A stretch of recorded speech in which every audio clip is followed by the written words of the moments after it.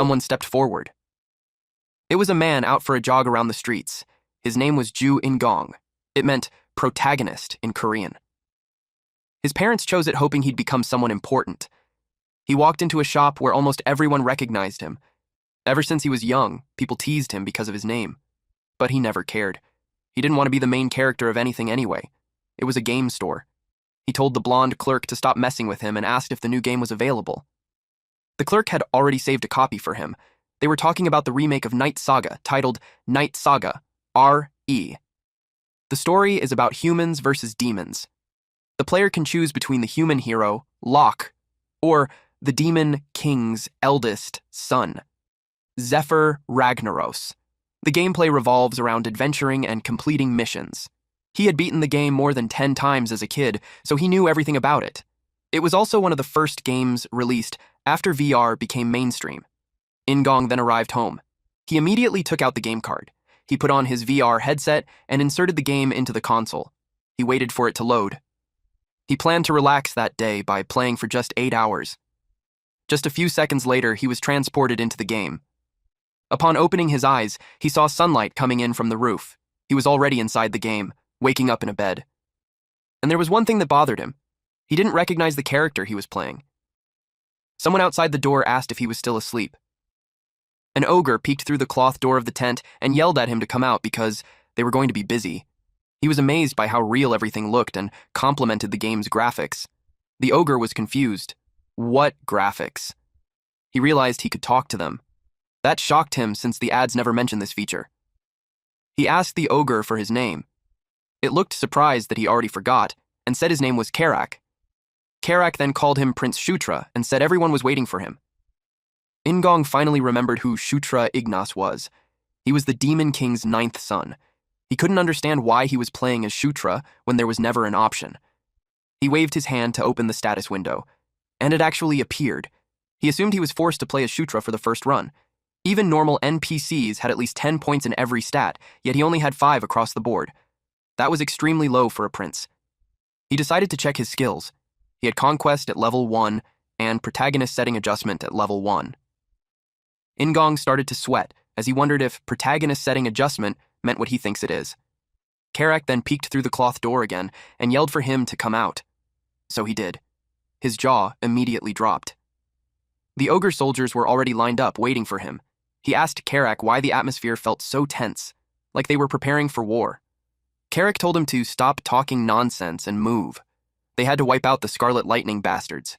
That made him pale. He learned that it would be their first battle. He panicked. He hadn't even done a tutorial yet. Because the Scarlet Lightning tribe's orcs had formed a military force for an uprising, he was expected to help resolve it along with the 7th prince and 8th princess. He was confused why they were only bringing 10 people to a war. Karak told him he already explained yesterday and that it was just a patrol. Karak then asked if he ate something weird because he was acting strange. Our MC opened a screen. Just as he expected, there was a mini-map. That made things much easier, so he decided to keep it open at all times. He then noticed a hidden path on the map and assumed it was some kind of event. Karak checked his own map, but said it would take too long if they used that route. He told Karak to follow him since he knew a faster way, so everyone followed. They pushed through shrubs, then climbed a rocky mountain. As expected for a short cut, our MC already looked exhausted, but eventually they reached a door hidden in the forest. It was made of stone with 2 handles. Still catching his breath, he heard Karak ask how he even knew about this place, and followed up with a question if he was a mage, but he just replied, as if. Then the ogre saw his pale face and asked if he's all right. Our MC didn't expect that a level 1 character would be that unfit. He told him to check if the doors would open first, but something made him stop, and it made his body glow. His jaw dropped. Then the system informed him that he had just leveled up. He couldn't believe he leveled up just from walking. Plus, all his stats went up by 2, and he had 2 extra points. That was insane, he uttered. A noise then caught his attention. Karak told him to hurry, so he went over, seeing that they had already opened the door. He had no idea what might be inside, but at least he wasn't going in alone, and more importantly, he had the protagonist's plot armor. The path ahead was dark. Karak guessed the dwarves had dug the cave. In-gong was surprised. He thought they didn't have any. The ogre clarified that they didn't, but they used to exist. Our MC then asked if they moved out of the demonic realm or something, but Karak had no clue. They all stopped when they saw a treasure chest and equipment scattered along the path. The ogres lit up with excitement at the sight of gold, then called the dwarves stupid for leaving their weapons behind. They picked everything up, even if it was heavy. Meanwhile, our MC fell into deep thought. The system told him his level, strength, and magic weren't enough to use any of those items. But Ingong decided to take them anyway. He'll look for a way to store them in his inventory. He tapped an item while thinking about taking it, and it vanished. Then it appeared in his inventory window. So he learned he only had to touch something and think about collecting it. Suddenly, he saw something on the map. He shouted for everyone to back away. When they turned toward him, they failed to notice the wall ahead cracking open. Then, it exploded. One ogre was down, and an orc stepped out. These orcs were led by the Scarlet Lightning Tribe's general, Kai-chan. They had been waiting for them to come this way. The orcs immediately charged. The ogres were slaughtered. They fought back as hard as they could. Our MC, however, was frozen on the spot. He wondered what to do and started to consider stealing kills to gain experience. So he quietly approached an orc locked in combat with an ogre, and struck it, only for his sword to shatter. He was speechless. The orc turned and snarled at him. He ran for his life with the orc chasing after him. He then tripped and fell flat on the ground. His health dropped to 1/15, while his magic stayed at 5/5. No more moves to play at this point. He just screamed as the orc approached him. But an ogre blocked the attack. He was relieved to see Karak, who asked what the F was he doing and told him to move immediately. Karak and the orc continued clashing swords. Ingong's hands were still shaking. He then reminded himself that it was only a game. He decided he'd had enough for the day. It was too terrifying. He opened the system panel, which showed his stats. He kept checking. It also showed his skills, or rather, it showed nothing. Then he felt something was wrong. There was no option to end the game. That's when he realized he might actually be trapped. Everyone else was fighting when Kai-chan started moving toward him. Kai-chan lifted several stones into the air and shot them straight at our MC. Ingong, of course, didn't want to die here. But the stones struck him in multiple places. Pain shot through his body. Then an explosion followed. He was barely conscious, gasping for air. Through his blurry vision, he saw Kai-chan approaching. The last thing he saw was Kai-chan's blade coming down on him. His health dropped to 0/15. Shutra's consciousness entered an empty space. He had no idea where that was.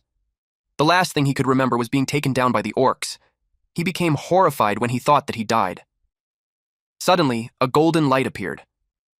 Then someone spoke to him, saying that he was the fated existence of that place. A woman appeared and told him to conquer, enslave, and then rule.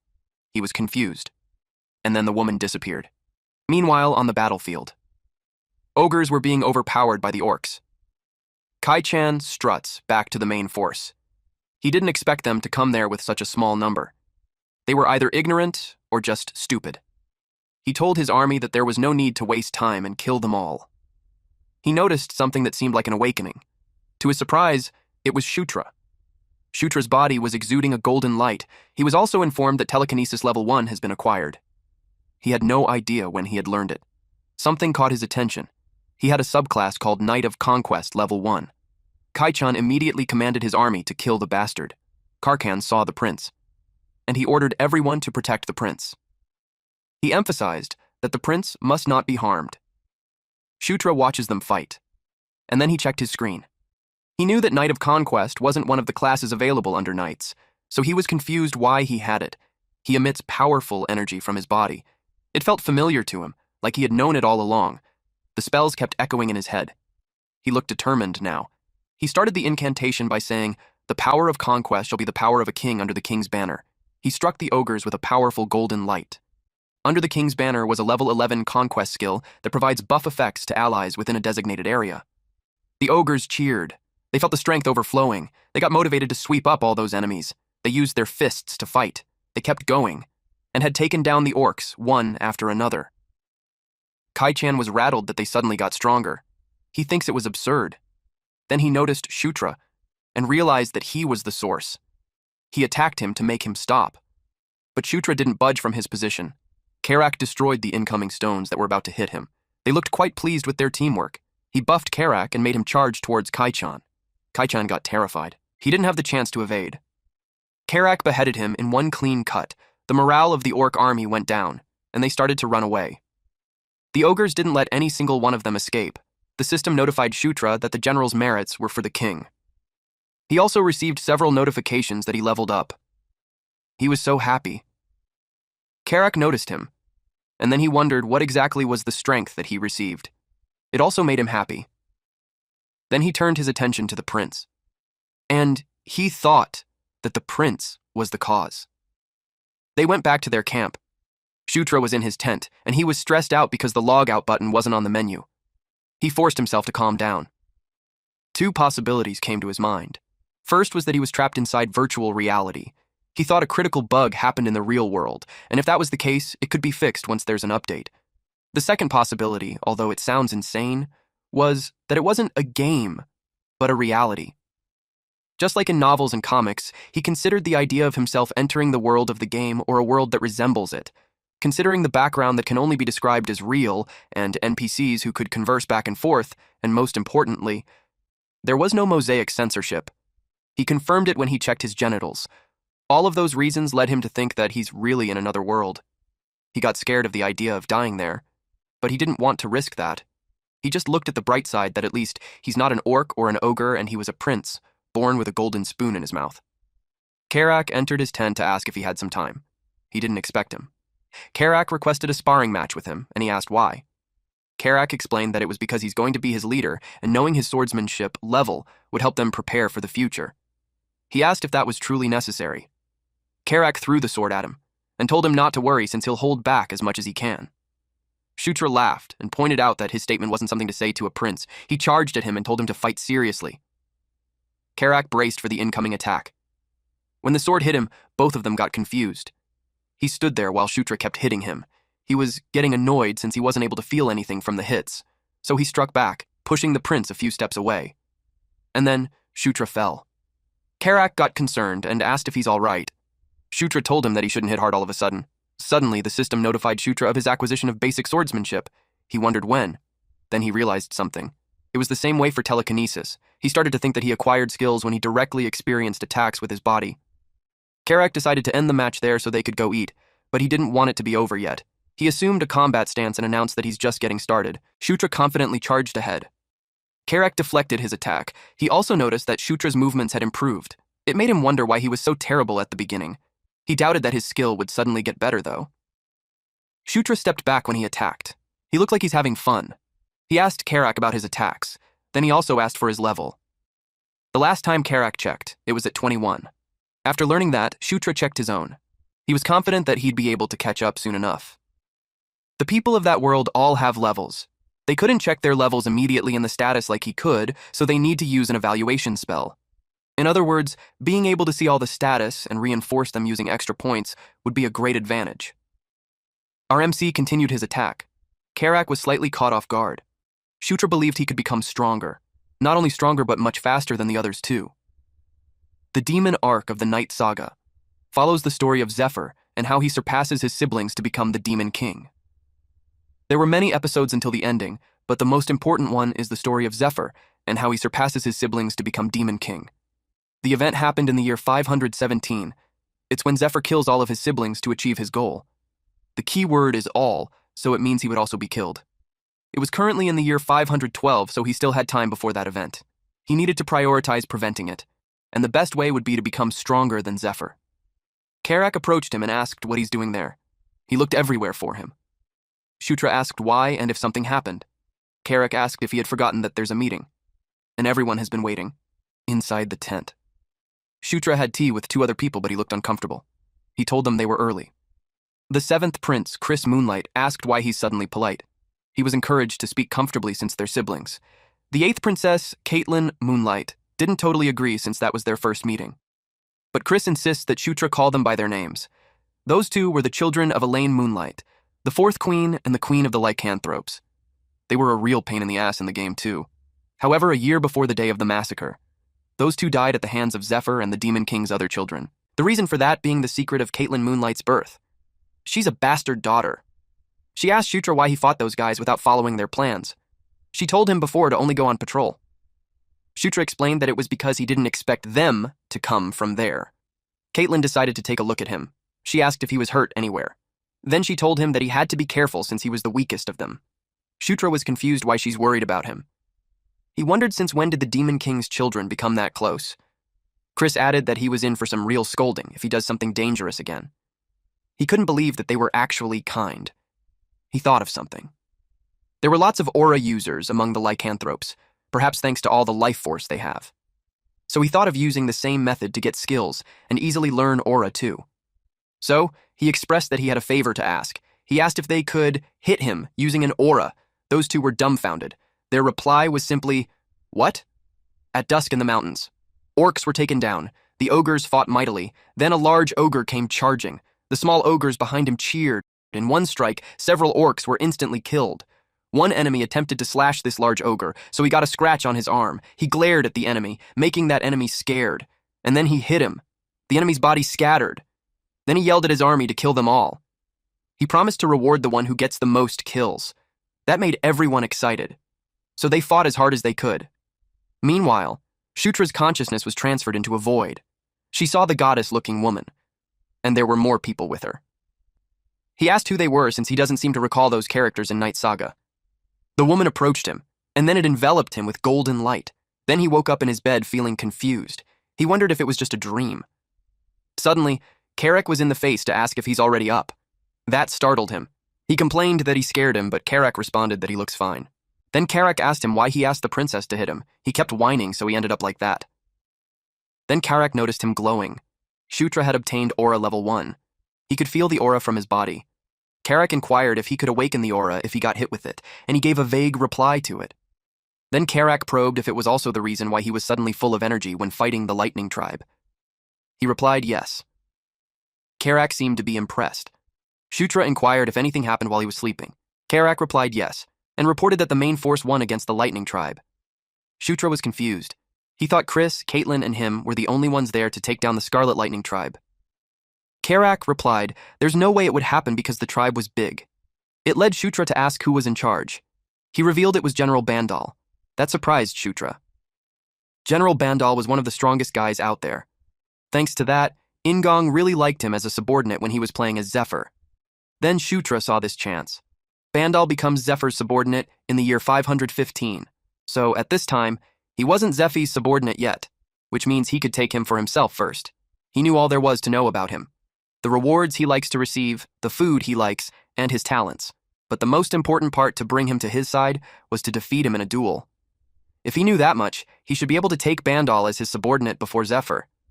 Shutra thinks it was worth trying, and he still has a lot of time. He aimed for Bandal to be his subordinate at Caitlin's camp.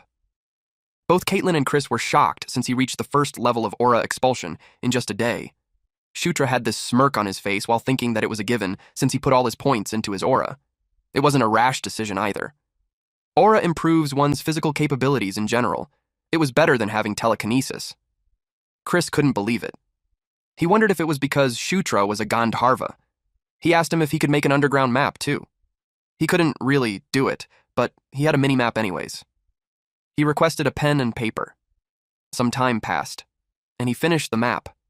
Chris saw that it was way more detailed than the map that he has. He called Shutra a genius. Since the Scarlet Lightning Tribe that they had come across were all dead, they wouldn't know that they knew about the underground tunnels. Chris expects to be able to ambush them if they utilize that. On that note, they had something else they needed Shutra to do. After that conversation, Shutra left. He was with Karak and their army. They were assigned to patrol the area again. Shutra had no choice since he's the youngest out of his siblings. Karak replied that it was a good thing that they had reinforcements. Shutra acknowledged that it was all thanks to their hard work. Suddenly, 2 robes appeared in front of them. It was Caitlin and her adjutant. He asked what was up with the robe. She shushed him. Because she was following him secretly just in case something happened, but she only planned to step in if things got really dangerous, since it needs to be his accomplishment. He couldn't believe she'd support him like that. It made him wonder if she's stupid. Then Sarah, the adjutant, introduced herself. He replied that it was nice to meet her.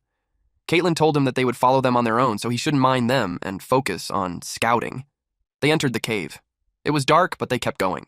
The rooms were completely empty. It was a puzzle to them on who moves out without taking their valuables. They assumed the dwarves took all the valuables. It made Shutra ask about the valuables they got last time.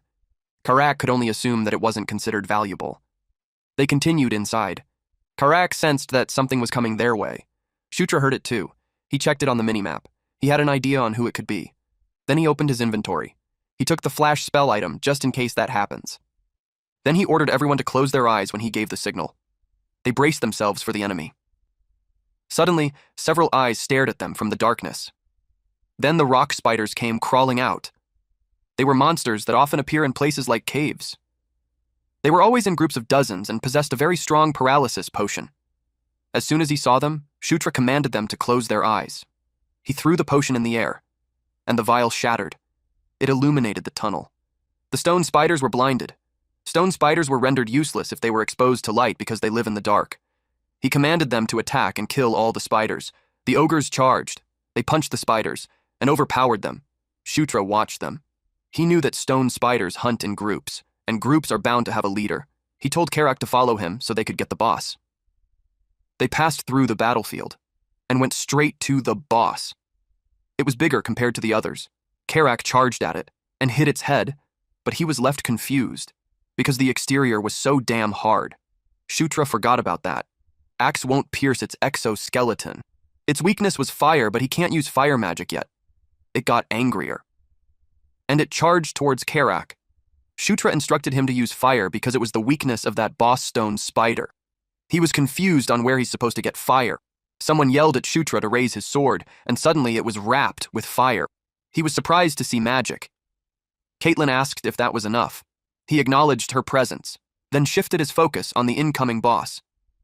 He glared at it, as he waited for the right timing. Then, he attacked it.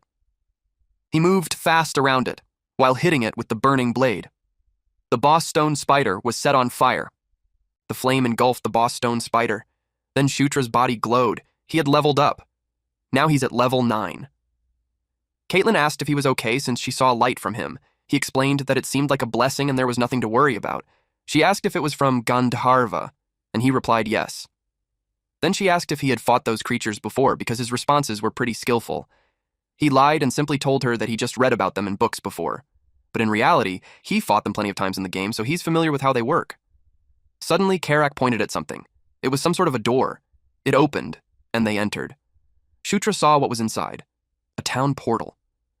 Karak was surprised that he knew what that was. He replied that wasn't so sure, but he had a guess. He could tell that the pattern was a dwarven style. When he played as Zephyr, he never got to see one. But when he played as a hero, he saw it a few times. He thought of injecting mana into it so it would activate. He told Caitlin that it could be a portal. Sarah could tell he was right from the design of it.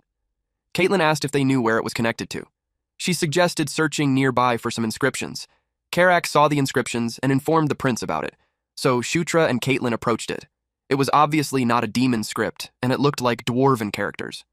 Karak asked Caitlin if she could read it, but there was no reason for her to know the dwarven script. So he asked Sarah, but she couldn't either. Then someone spoke saying that it was Gishka Mountain's portal number 2, and it was connected to portal number 3. The one who read it was Shutra. He was surprised that he could read it. The system notified him that he acquired the dwarven language level 1. He didn't expect that he could learn languages like that too. Karak had to confirm with him if he could read that, and he replied yes. Caitlin got curious, since when he had read dwarven. Sira asked what it says below. He read that it says, if they infuse mana, it would activate. He asked Caitlin to inject a little mana there. She asked why he wouldn't do it himself. He simply replied that he's still clumsy with it. But in reality, he can't use mana at all. So did it. The orb glowed. The light spread, and it created an image of the Gishka Mountains. The dot on it was their current location, and then the other mark was the portal number 3. It meant that there were dwarven tunnels over there too. Karak thinks it was a good thing, since the main forces of the Scarlet Lightning tribe were stationed right in front of those mountains. Shutra agreed. With that, they can strike them from behind. Caitlin decided to stop there for now, as she needs to discuss it with her brother. Back at the tent. Chris couldn't believe that there was a portal in such a place. He was so happy that he claimed that Shutra was a blessing. He told him that if there's anything he wants, he could say it.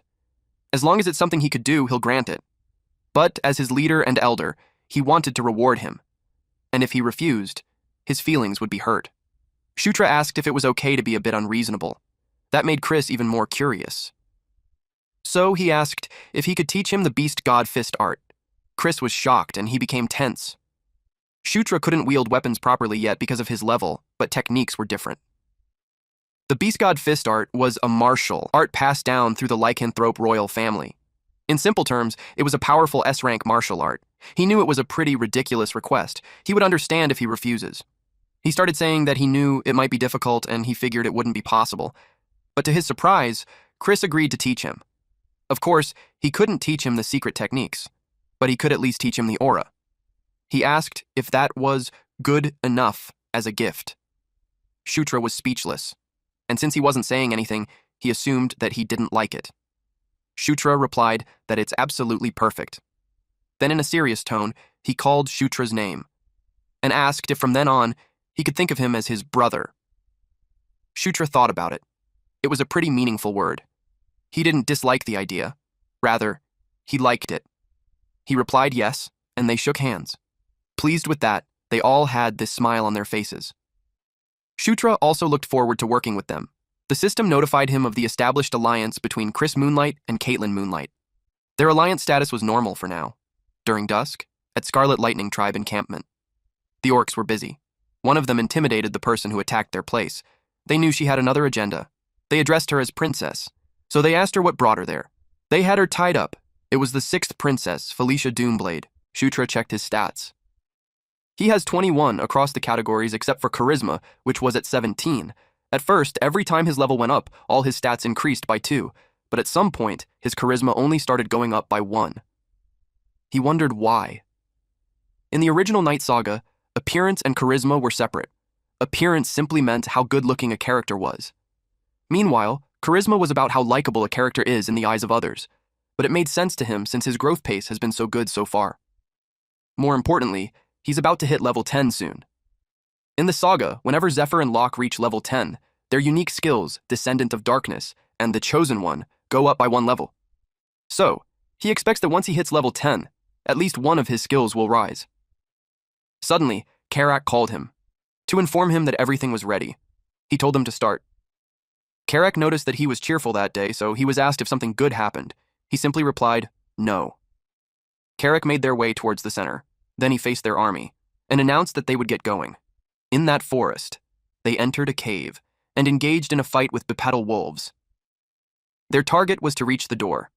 Eventually, Shutra, Karak, Chris, Caitlin, and Sira made it through the door. They asked 2 people in robe if they had finished their investigation. The wolf-like creature in robe confirmed that the portal was connected to the Eska River of the Gishka Mountains. Chris inquired if it appears to be functioning properly. He replied that there were no issues, and as expected of the dwarven craftsmanship, it was sturdy. After hearing that, Chris decided to proceed. Those wolf-like creatures activated it. The orb glowed brightly. Then it showed the view on the other side of the gate. Shutra and Kara were in awe. Shutra couldn't believe he's seeing a gate in real life. Chris and Sira had already walked towards it, so Caitlin had to turn back and ask him what he's waiting for. That's when he came to his senses to follow them. He went through the gate. Everyone made it to the other side, but it surprised him. Below the cliff was an encampment. It was as Chris expected. Judging by its size, he estimated there would be roughly 5,000 troops. If they're striking from the rear, then supplies would be their priority. Chris thought that if General Bandal launches an attack from the front to distract them, then their infiltrating units could burn down their food stores from behind. But Sarah thinks something was strange, because there weren't nearly enough troops in the camp. Since she brought it up, they noticed it too, and wondered where everyone went. They thought that they had already started an attack. Then Shutra saw something. From a distance, there was a battle going on. Chris told him to focus aura on his eyes. He did what was told. And now he could see clearly. A woman fought with several orcs. Caitlin knew that the one side was the Lightning Tribe, but she doesn't know who the others were. Chris replied that they're not General Bandalol's men, since they haven't scheduled any battles for that day. Plus, the scale of the fight was too small. Shura watched it clearly. She saw brown-skinned women with silver hair and long ears. He thought they were dark elves. Caitlin had to clarify what he said, so he explained that the other side had a smaller build, and they were riding Dracos. Then Chris saw that they were retreating. He wondered if their commander fell, since they're retreating at an incredible speed. Karak asked what was going on. He wondered if the fight was over. Shutra was curious why the dark elves were there. At sunset, they went back to their camp, and they talked to General Bandal through a screen. He had heard that they found the dwarves' portal. He had high expectations from Chris. He asked how they knew that a portal would be there. Chris replied that he wasn't the one who found it and clarified that it was the ninth prince, Shutra. Shutra responded that he was just lucky. Deep inside, Shutra felt good to have seen General Bandal again. General Bandal told him that it's time that he's finally rewarded properly at the Demon King's castle. But before that, Chris asked if he knew anything about the small skirmish in front of the Lightning Tribe's camp. He replied that it was likely the Dark Elves. It seemed like they joined the battle on their own accord. Chris probed as to why they would do that. He wanted to know if they were not reinforcements from the Demon King's castle. General Bandal wasn't really sure, aside from the fact that they planned to scout before joining, but things went wrong. Then he brought up that they had a bigger issue. The leader of the Dark Elves' independent unit was captured by the Scarlet Lightning Tribe. Chris asked if the skirmish was because of that. Shutra asked who was the commander of that independent unit. General Bandal replied that it's someone he knew well, and revealed that it was the sixth princess, Felicia Doomblade, their sister. They were surprised to hear that. The sixth princess, Felicia Doomblade. She was the daughter of Sylvia Doomblade, the third queen and princess of the Dark Elves, and the twin sister of the fifth prince, Sylvan Doomblade. In the game, Felicia and Sylvian both belonged to the faction of the fourth princess, Anastasia Necreon. That's why Shutra's impression of her was always as an enemy. He wondered why Felicia was showing up there. One of his theories was that she's interfering in order to claim merit. Chris asked if those Scarlet Lightning bastards even realized that the Dark Elf was Felicia. General Bandal replied that they haven't been able to confirm that yet. Chris asked what they plan to do from there. General Bandal replied that if they could save her, then they'll do that.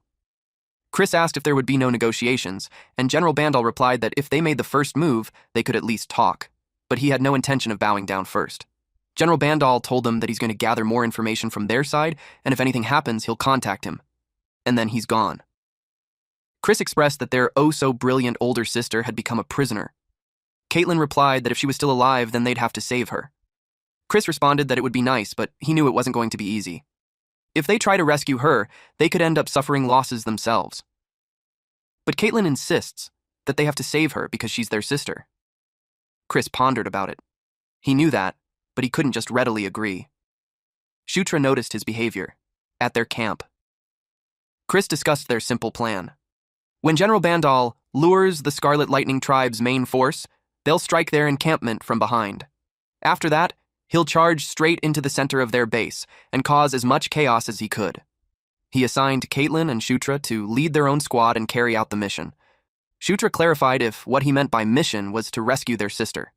He replied yes, and after that, they'll burn their food storage and armory first, and then they'll rescue Felicia. But if it becomes too dangerous, he wants them to retreat immediately. They couldn't afford to lose more lives just for Felicia. Caitlin didn't like that. Chris told her to be quiet, and reminded her that he was a commander of a unit too. She insists that Felicia was family, so she couldn't accept him saying things like that, but he was firm that they can't allow Felicia's reckless actions jeopardize the whole operation. Shutra noticed it. Chris doesn't seem very intent on rescuing Felicia. He wondered if something happened between them. They carried out their plan that night. The warriors charged forward to annihilate those Scarlet Lightning bastards. Chris and his squad watches from the cliff. The encampment was still peaceful, but there were guards everywhere. He waited until some parts of the camp exploded, and several orcs were caught up in it. Then General Bandal and his squad charges. He commanded them to kill them all. Meanwhile, Shutra's forces were stationed at the back. Karak asked why they hadn't begun moving when the attack had already begun. Shutra told him to wait for the signal. The ogres aggressively charged at the orcs who were caught off guard. They overpowered them. While General Bandal oversees the battlefield, he was just observing. Eventually, he ordered everyone to retreat. Chris watched the chaos from the cliff, and when the time was right, he told everyone to get ready to move, and they would carry out the mission exactly as planned. Him, Shutra, and Caitlin charged together with their own squad. The Scarlet Lightning Tribe was shocked. They were overpowered. Caitlin told Shutra to be careful, and he told her to do the same. While running, Shutra checked his mini-map. Then he commanded them to move left and dash straight to the food storage. Karak yelled to kill them all. He led the charge. A large orc was about to punch him. He couldn't defend. Fortunately, Shutra came to his aid and threw a dagger to the orc's head. Then, Shutra had the skill dagger throwing at level 1. He can now throw daggers to strike his target. He was quite pleased with what he did. Karak got curious about when he had learned to throw daggers. He simply replied that it was nothing special. But in reality, last night, he just tossed daggers last night and somehow gained the skill. Karak saw a tent that looked like the food storage. He asked if they should set it on fire. Shutra replied yes, so they could continue the plan. But he wondered about Felicia. If she was locked up inside, she could get caught in the flames and even die. So he told Karak that they have to find her first. Karak asked how he planned to do that. He opened his mini-map. Felicia should register as a neutral NPC, so she should either be marked blue or purple. Then he saw it. He told Karak the way. He entered the tent. It was the place, but he couldn't see her, until someone called his name. At the far back, there she was. She was chained on the ground inside a magic circle. She asked what he was doing there. Shutra told Felicia to continue the talk later. At that moment, he needed her to stay still. The place was dangerous, and they needed to untie her quickly and get out. Deep inside, he was thinking that it would be useful if she gets indebted to her later. Felicia stayed quiet. They barely escaped. Shutra told her to hurry up so they could regroup with Chris and Caitlin. She was surprised that Chris and Caitlin came to rescue her. Shutra thinks it's obvious, so her question doesn't make sense. So he asked if they weren't supposed to come to rescue her. Since Shutra was removed from the power struggle, he might not have done something, and Felicia was about to reveal it to him, but Karak informed them that the enemy had come swarming in. He quickly led Felicia. She noticed that he called her by her name, so it made her wonder when he started doing that. She saw him running, and then yelled at him that there's something behind him. Suddenly, something pierced him. He was in pain. Then, flames engulfed him. Karak and Felicia watched the flames. Felicia was worried. Suddenly, an orc charged at her. She got annoyed, but something caught her attention. A fire was thrown to that orc's face. She was confused. She checked behind her and saw a silhouette. Shutra stepped out of the smoke. He had acquired mana control level 1 and fire arrow level 1. He had this confident expression. As he fired flaming arrows to the enemies, he went into a frenzy and shot every enemy around them. Those orcs burned. He was enjoying his use of magic. Even though it's only at level 1, he finds it incredible. Then he noticed something behind him. There was ice. He saw the enemy firing an ice arrow, and he was aiming for Felicia. Felicia was rushing to his side to check if he was okay. He pushed her away while yelling at her not to come closer. She was surprised by his behavior. Then the arrows were fired. He did that to her because he wanted to claim those arrows. He had this excited expression on his face, and so it hit him. Smoke covered the area. Slowly, it revealed his silhouette. Then the system told him that he had acquired Ice Arrow level 1. It was just as he thought, but he didn't expect anything. He fell on his butt. His health points had dropped drastically, putting him in extreme danger. It was only on 13/95. He knew it would be bad if he took another hit like that. Suddenly, someone called him an idiot. It was Felicia. She questioned him on who asked him to save her, but she had this flushed cheeks, and then she scolded him. Among the siblings, he's the weakest, so it should be him who needs the saving. He realized that she must have misunderstood. Then he was surprised at what he saw. The enemy at the tower was down. She asked him when he learned magic. He couldn't believe that she just took down that mage. He realized that she misunderstood, thinking that he was trying to save her. She pulled out the ice on his chest, and it made him scream loudly. Then, a green glow showed up. She healed him. He watches his wound as she does so. The hole in his chest was closing. With that, he had acquired heal level 1. Also, his wound was instantly healed. As expected of the genius mage, Felicia Doomblade. She asked how he was feeling and if he could stand up. He replied that thanks to her, his blood had been replenished. It confused her, so she asked what blood. They were interrupted when they heard when they heard a loud noise. A large ogre came charging. Felicia asked what that was. He replied that it was a blood ogre, one of the mutated species of ogres. She asked if it meant that they had to get through that thing to escape. And he replied yes. It approached them and screamed at them, which made them run away. Shutra had no idea how they would even fight that. The blood ogre attacked them. Shutra couldn't believe how fast it was despite its massive size. Felicia told him to buy some time and she'd blow it away with magic. He had no idea how he'll do something like that. Suddenly, the ground exploded. He had no choice but to agree to aggro it while she prepared some magic. She had no idea what aggro meant. Then he called for Karak. Karak responded, so he told him that they're going to do it like last time, so he wants him to get ready. He opened his inventory. He hoped to use the dwarven dagger. So he took it out, and then he pierced the ground with it. The ground exploded with light, and he casted under the king's banner. The light reached Karak, and it engulfed his body. He felt the power coursing through him. The blood ogre was caught off guard. When Karak charges towards it, the blood ogre was thrice Karak's size, but he attacked it using his axe. His attacks were so heavy that the blood ogre got overwhelmed. He lifted his axe again and hit it on the stomach. The blood ogre groaned in pain. Meanwhile, a hologram of Felicia floats near the blood ogre, and then her main body ran towards it. Then she unleashed grease on the ground. The blood ogre slipped and fell hard. Karak took this chance to attack. He knew it would be the end, so he unleashed all his power in his axe and hit it right at the center of its stomach. The blood ogre groaned loudly, and then it coughed blood. Shutra watched them defeat it. He was happy that they won. There were still other enemies left, but the most troublesome one had been taken care of. Suddenly, his body glowed, and the screen popped out. To notify him of his level increase, he reached level 10. The level of protagonist setting adjustment had also increased. He was amazed. Thanks to the effect of the protagonist setting adjustment level 2, a new passive skill has been added. He also looked forward to opening the gift box. He obtained Battlefield Protection level 1, which brings the accuracy of projectile weapons aimed at the protagonist to decrease significantly. He called it the Stormtrooper effect. Everyone had seen it at least once. Bullets rain down in volleys, yet somehow, every single one just barely misses the protagonist. With that skill, he could actually reproduce the protagonist's plot armor effect. The enemies came charging. Felicia asked what he was doing when the enemy was swarming at them.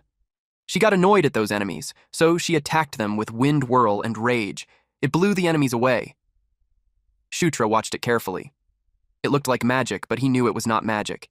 He was certain that it was a spirit. He realized that, corrupted or not, a dark elf is still an elf. Felicia wasn't just a brilliant mage. She was born a spirit summoner. But then, it made him curious if he could be hit with something like that too. He had this excited look on his face. The dark sky was illuminated. They all saw it. Karak asked what that was. Shutra knew that yellow flare meant to retreat. Karak wondered why. Shutra was curious what was happening. He wondered if it was because someone was in danger. Karak asked him what he should do. He ordered him to take the troops and fall back, because he had to go to Caitlin. Karak wanted to come with him, but he told him to do just as he says, since there might be a reason for the retreat order. Karak wanted to insist, but Felicia volunteered to go with Shutra instead. She couldn't stand owing people, so she took this chance to repay her debt.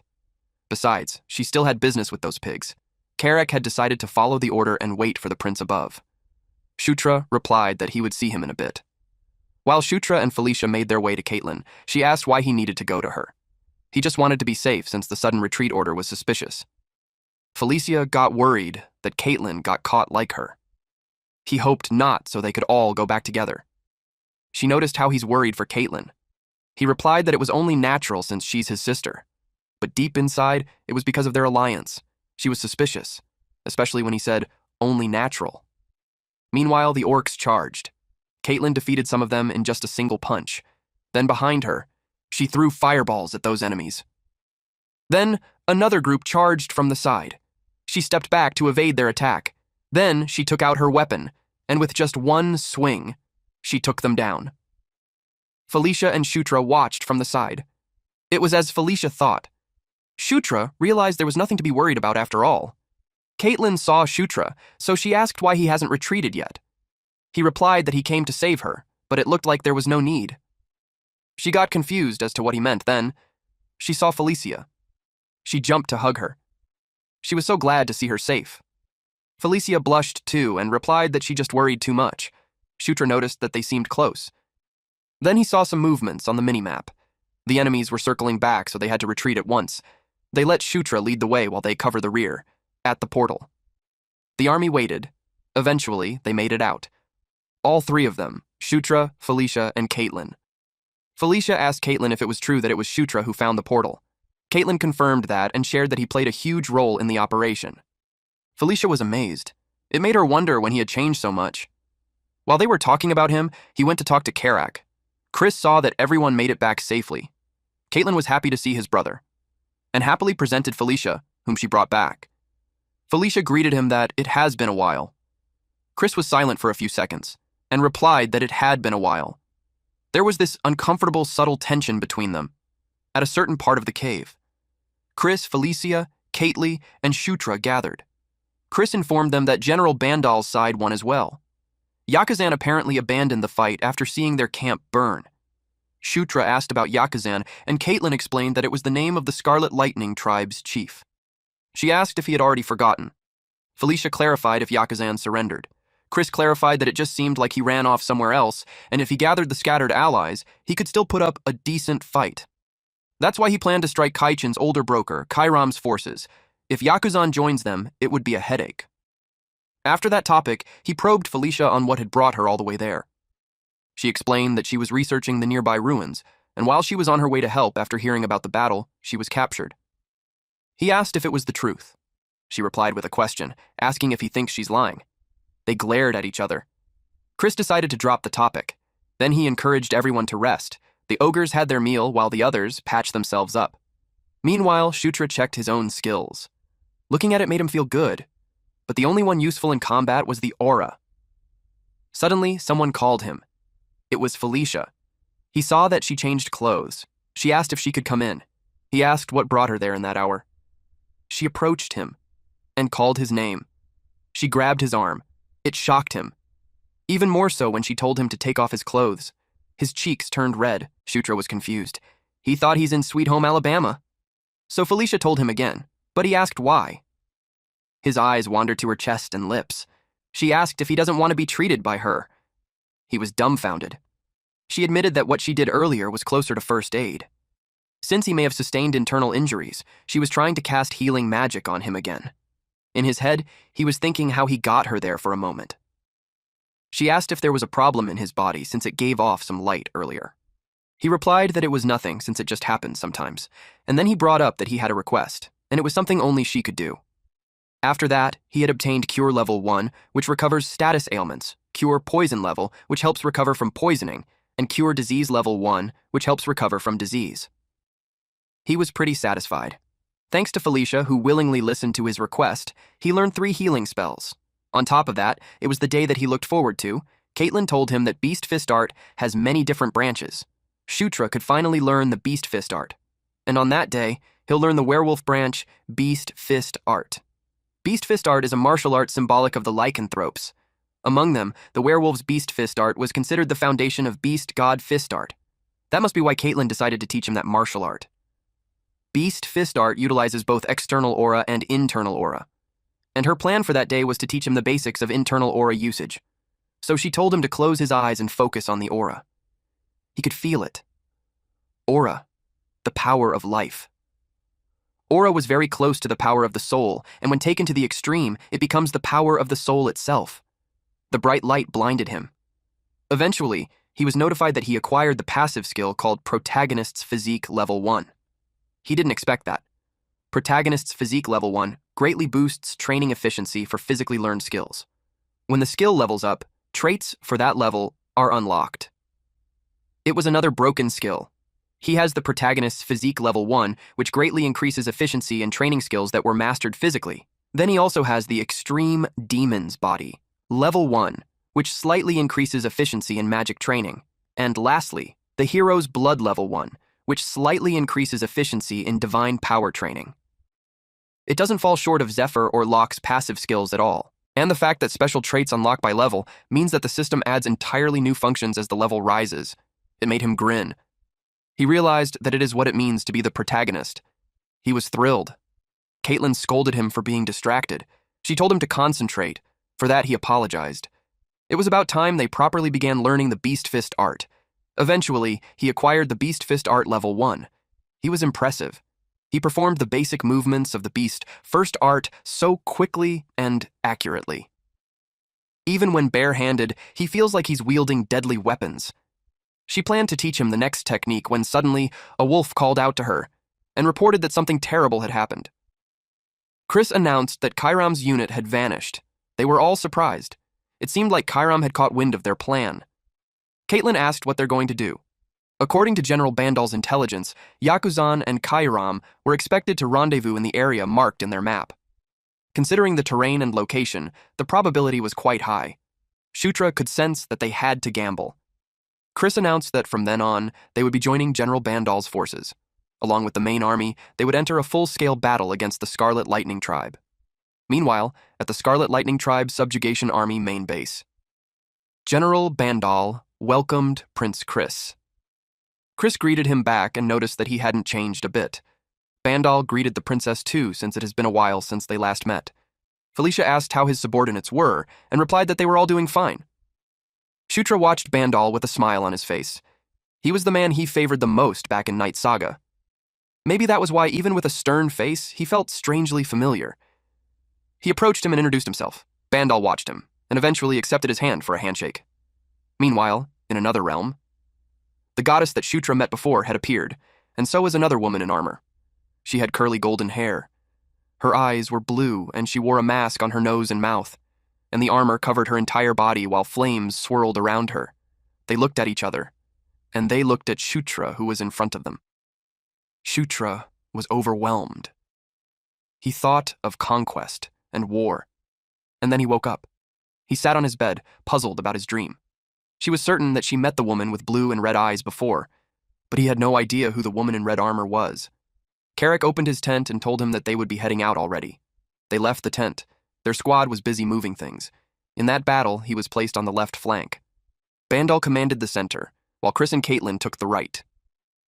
The swift dark elves formed a separate unit to guard the rear. The march began and time flew.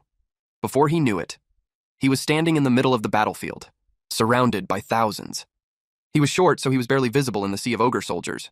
General Bandal commanded the army to prepare for battle formation.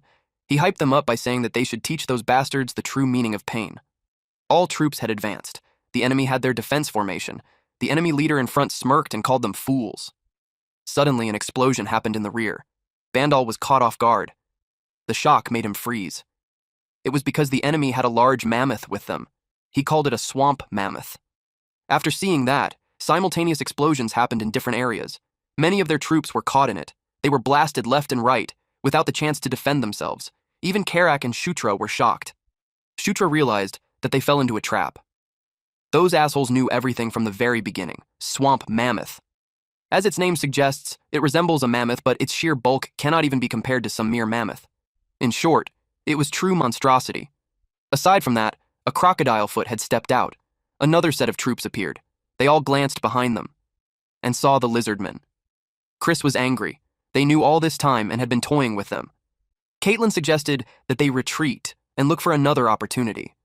But Chris argued that if they don't pull back successfully, they might suffer even greater loss or even total annihilation. She pointed out that if they continue like that, casualties would only keep piling up, so they needed to make a decision at once, and she pushed to retreat. Chris caught the attention of their forces. He commanded the mages to form a defensive line at the rear and hold them off as long as possible. While the rest quickly formed ranks and prepared to retreat, the lizardmen slashed the ogres. One jumped to Shutra, but Carrick was able to hit it from behind before it reached him. Then he yelled at Shutra to come to his senses because of a wrong move, and they would all die there. He realized Carrick was right, and that it wasn't a game anymore. Chris was surrounded by enemies, and he fought them. He gave an order to survive and return alive no matter what. He doesn't want his men dying on him. Back at the camp, the ones who made it back were getting treatments, while Chris, Caitlin, Felicia, Shutra, and General Bandal had a meeting. Chris admits that it was his fault. He knew he should have suspected something. General Bandal told him that it was already done, and at that point, their only options were either to completely withdraw or request reinforcements from the Demon King's castle. He agreed to that, especially when he could no longer let his subordinates be dragged towards death just because of his pointless pride. He was about to make a conclusion, but Felicia expressed that she had thought of something. She told them that the very reason she came to the area in the first place was because she was going to explore a ruin, and the destination of that exploration was at the end of the Gishka Mountains. Felicia may be an outstanding mage, but even in Night Saga, she wasn't a combat-oriented character. Her character traits were focused on research and ruin investigation. She opened the map and told them that for a long time, she had been studying a ruin said to exist within those mountains for 1,500 years. It was called Enkidu, the Earth Dragon's lair. Enkidu, a dragon born from magma, employed numerous treasure guardians to protect his lair and his hoard. Among those guardians were the dwarves who once lived in the Gishka Mountains. Enkidu bestowed weapons upon them in order to protect the lair. It was the anvil that gives birth to thunder. It was a relic that not only allows one to be able to control the chimeras created to serve as treasure guardians, but it also allows them to cast army-scale magic. With great emphasis, she slammed the table, and she told them that if they want to win, their only option is to find that. She revealed that it was the reason why she came there in the first place. General Bandal asked if she knew the exact location of the anvil. She replied no, and it was the extent of what she knew. Chris commented that in the end, it wasn't helpful information. They don't know when the enemy might attack again, so he couldn't risk everyone's lives on a foolish treasure hunt.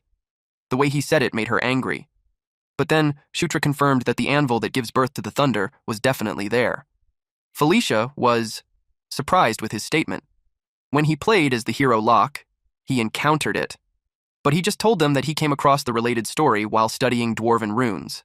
And also he put it out there that above all, he believes in Felicia. Her eyes widened when she heard that. She was touched, but to him, it was just an opportunity to earn some points. Chris pointed out that it's not about who he trusts or doesn't trust. He doesn't want to further waste time on that. Internally, Shutra was getting annoyed at how persistent he was. Shutra insists that even among the Gandharva tribe, there's a similar legend passed down about the place. He told them that there's a high chance that the entrance to the ruins was nearby. He was certain that if he went to scout the area, he would be able to find it. He also promised to take responsibility for everything that happens if he fails. So, with a firm tone, he told Chris to trust him even once. Since Chris was persistent, he decided to go full throttle too. That night, they rode Phantom Steed, a horse that Felicia summoned who could fly in the sky. Felicia, Caitlin, Shutra, Karak, and 2 other soldiers went. Shutra was glad to have succeeded in setting out to find the anvil. He was thinking of what was left to do when Karak screamed. He was scared of riding that phantom steed, so he told the prince to hold on tight or he might fall off. Shutra assured him that he would be fine. He was confident that he wouldn't fall because when he played Zephyr, he rode it all the time. He checked the minimap. At that speed, it should take them about an hour to reach the ruins entrance. And with his minimap, finding the ruins themselves won't be difficult. The problem was how he'd guide them without making it obvious. He tried to think of something, but nothing came to mind. He decided to think about it until they arrived. He trusts that it would somehow work out. And when they arrived, he just randomly explained that when he activated the portal, he studied the tunnel maps carefully. There was a certain consistency to them, so if he combined the terrain of the place with the characteristics of the tunnels, he thinks he could roughly determine the anvil's location. Then, he looked at their faces to check if his rambling worked. They simply asked what that means. He wished for them to just let it slide. Felicia told him to just lead the way. She told him that she understood all that, so he could just take the lead. He didn't expect that his bluff would actually be convincing. He led the way. Little did he know Felicia was pouting, so they followed the prince's lead. But the path was blocked. Karak asked him if he's certain that it was really the entrance to the ruins. It didn't look right, but he clarified that he didn't say they were heading to the entrance. He asked Caitlin if she could break through there. She was slightly off guard that he requested her. He told her to give it a good hit, so she tried. Felicia had deduced that the anvil that gives birth to thunder could be inside the cliff. Shutra explained that in his calculations, if they broke through there, they wouldn't have to deal with the dungeon guardians. So he told Caitlin to break the wall. Felicia couldn't believe him. She called him an idiot for expecting her to smash that with her fist. She asked if he thinks Caitlin was some kind of siege weapon, but he couldn't think of a way to break through. Felicia created a swirl of wind in her hand. She shared that ruin explorers always have a sub-major in destruction and explosives. Then she threw the wind to the cliff. Part of the cliff caved in, and it exploded. And there, she created an entrance. She couldn't believe it. They found the relic quickly. She asked if the half-dome is where the anvil was. Shutra suspected that it's the final safeguard, and inside lies the anvil. Karak asked if they just had to break it. He replied that they couldn't just recklessly break it. If they do, the anvil inside could be damaged. He looked for the mechanism to open it. Felicia observed him. Then the statues on the side caught her attention. She thinks it was strange. Out of the 9, 3 were holding weapons and 6 were not. Caitlin noticed that too and suggested that they give weapons to the remaining statues. Felicia doesn't think it's that simple. Since the weapons those statues were holding were dwarven made, it means that the other statues likely need dwarven weapons too. They wondered where they would suddenly get 6 of those swords. Shutra told them that he happened to have 6 of them. He couldn't use them back then since his level wasn't high enough, so he stored it in his inventory. He never thought it would come handy like that. He explained to them that he picked up weapons during the last tunnel expeditions as backups. Karak was surprised. He couldn't even imagine carrying 6 of them in his bag. He was perceptive, and internally, Shutra was starting to hate ogres with good instincts like him.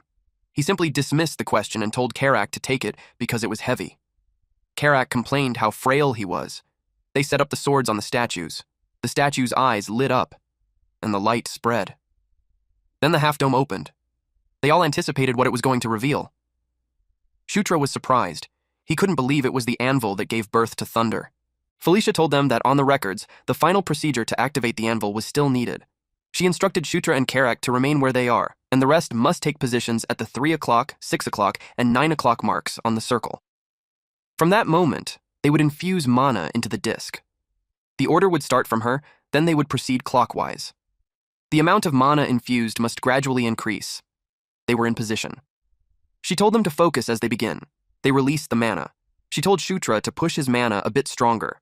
When it was at a good level, she told him to hold it there and not lose his concentration. They continued to do that. The anvil was struck with mana.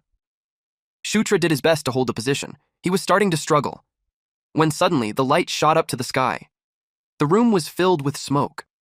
Shutra got confused because he saw some warriors around him. And there was a monster, too. Different creatures were all marching in the same direction. He had no idea what was happening. Suddenly, someone spoke. "My vassals, heed my words." Shutra heard the voice and looked at the sky. A shadow loomed over him. It was a large flying creature. This creature ordered everyone to protect the sacred nest of the great Enkidu. They were to become the gatekeeper who stands between the demon realm and human realm. After that, Shutra was back. He was gasping for air. He was certain that what he saw was a black dragon. So, it was a black dragon. He suspected it to be the earth dragon, Enkidu. Felicia asked him if he saw it too. She also didn't look well. She talked about a massive black dragon with its body flowing with molten lava. Karak shared that he saw it too. He asked if they saw the same vision. Felicia suspected that, but she wasn't sure what it meant yet. She looked at the anvil and spoke that using the anvil would reveal the truth. She thought about it. Then she touched the anvil. Suddenly, a strong purple light came out from it. She struggled as black mist swirls around her hand. It was getting tough. Shutra approached her. He wanted to stop her. He was surprised. Suddenly, Felicia screamed loudly. Caitlin and Karak got worried for them. Shutra screamed loudly. He was told to conquer the Earth Dragon and Kidnu's mana. Trial was cast upon those who were not granted any permission. To conquer was to dominate. Caitlin and Karak just stood there. They saw how the Shutra's body emitted the light, and he was holding a black hammer, but it looked like he wasn't himself. His right eye was black. Meanwhile, at the temporary camp, an enemy spied on them from the edge of the cliff. The camp was stationed between 2 cliffs. The enemy thought of them as fools for hiding there and thinking that they wouldn't be able to find them.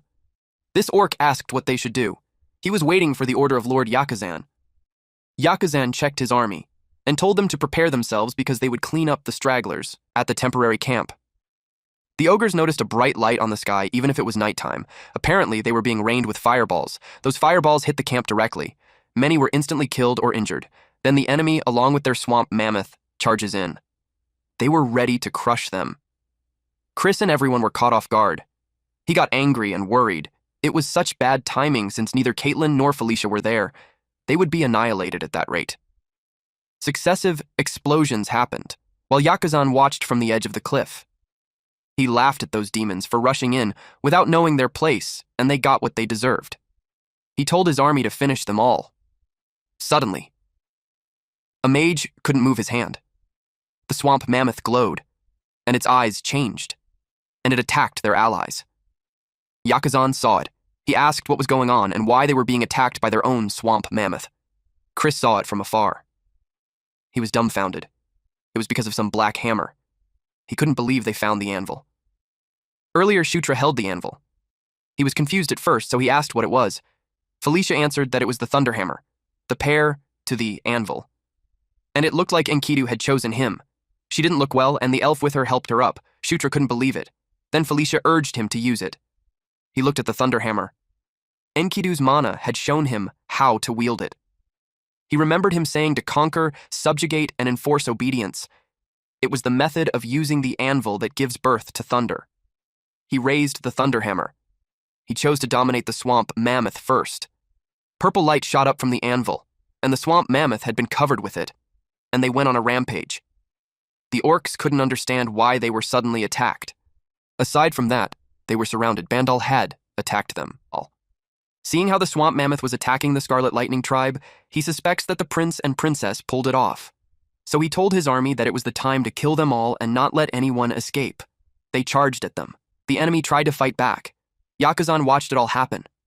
He asked why the swamp mammoth was acting like that. His adjutant had no idea.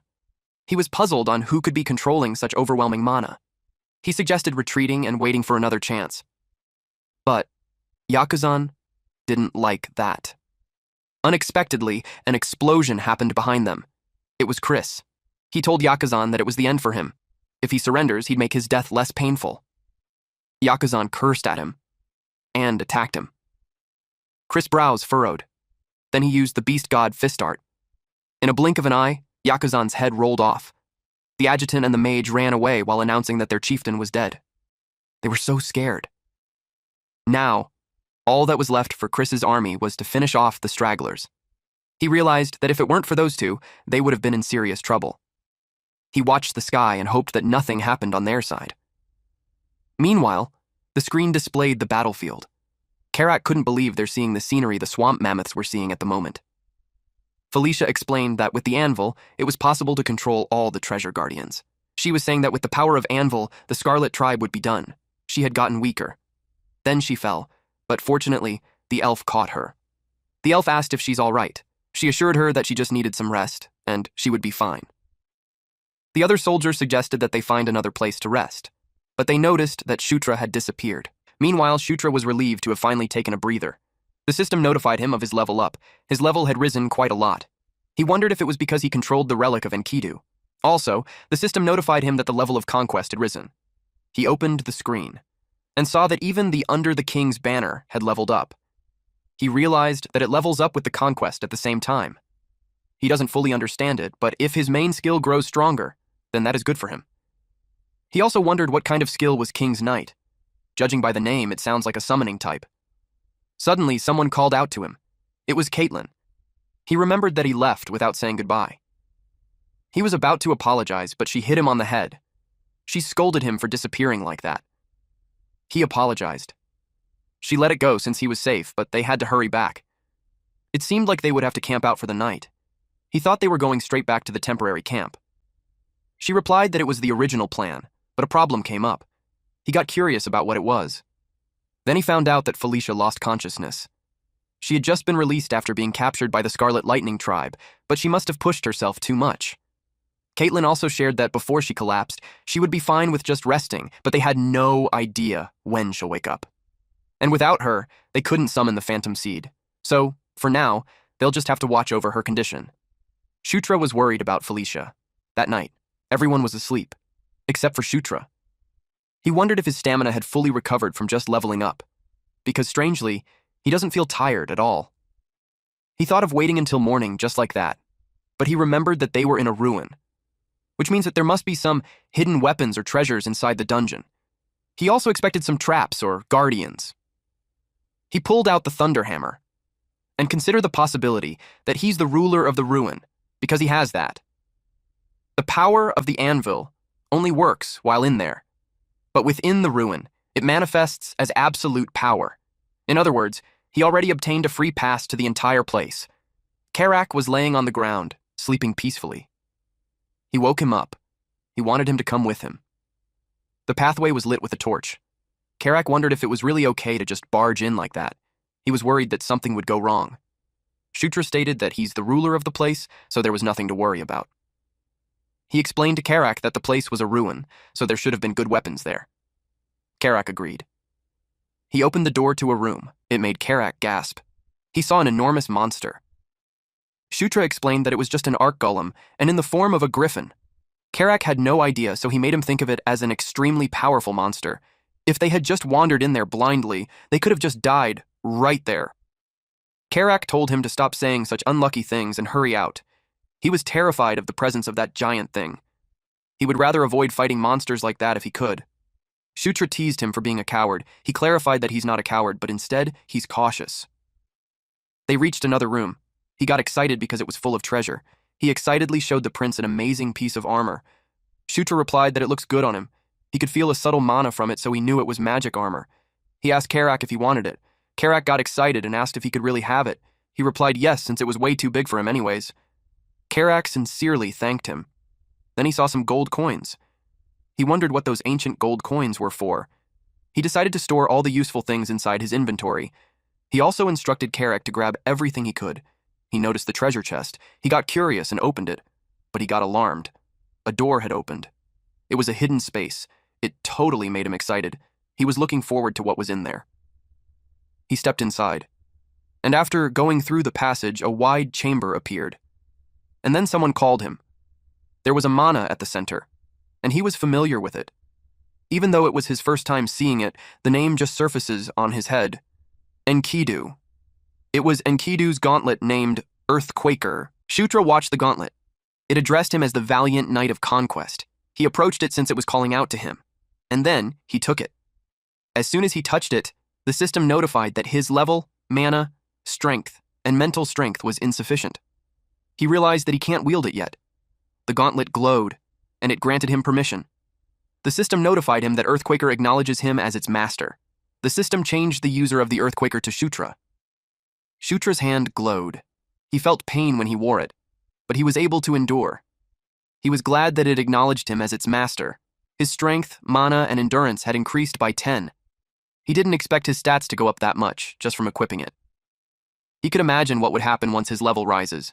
He was quite pleased with it. It was a better item than he expected. Karak then unexpectedly appeared behind him and asked what just happened. Our MC was startled. He asked him since when he had been there. The ogre replied that he saw it all, that he made some gauntlet appear out of nowhere. He didn't expect him to see everything. If something like his inventory gets exposed, he knew it would be a hassle. Karak knew that whatever it was, it would only bring trouble if people found out, so he promised that it would just be between them. He was confident to take the secret to his grave. Shutra was touched. Karak told him that they should head back now that they had everything they needed. He expressed that the place feels eerie and gives him a bad feeling. He agreed that they should return. They passed through the room full of treasures, but something caught his eye, so he told Karak to wait. The ogre asked what it was this time. Then he pointed it at him, but Karak had no idea what he's talking about. Shutra replied that the exact thing they needed was right over there. Later on, they made Felicia drink some potion.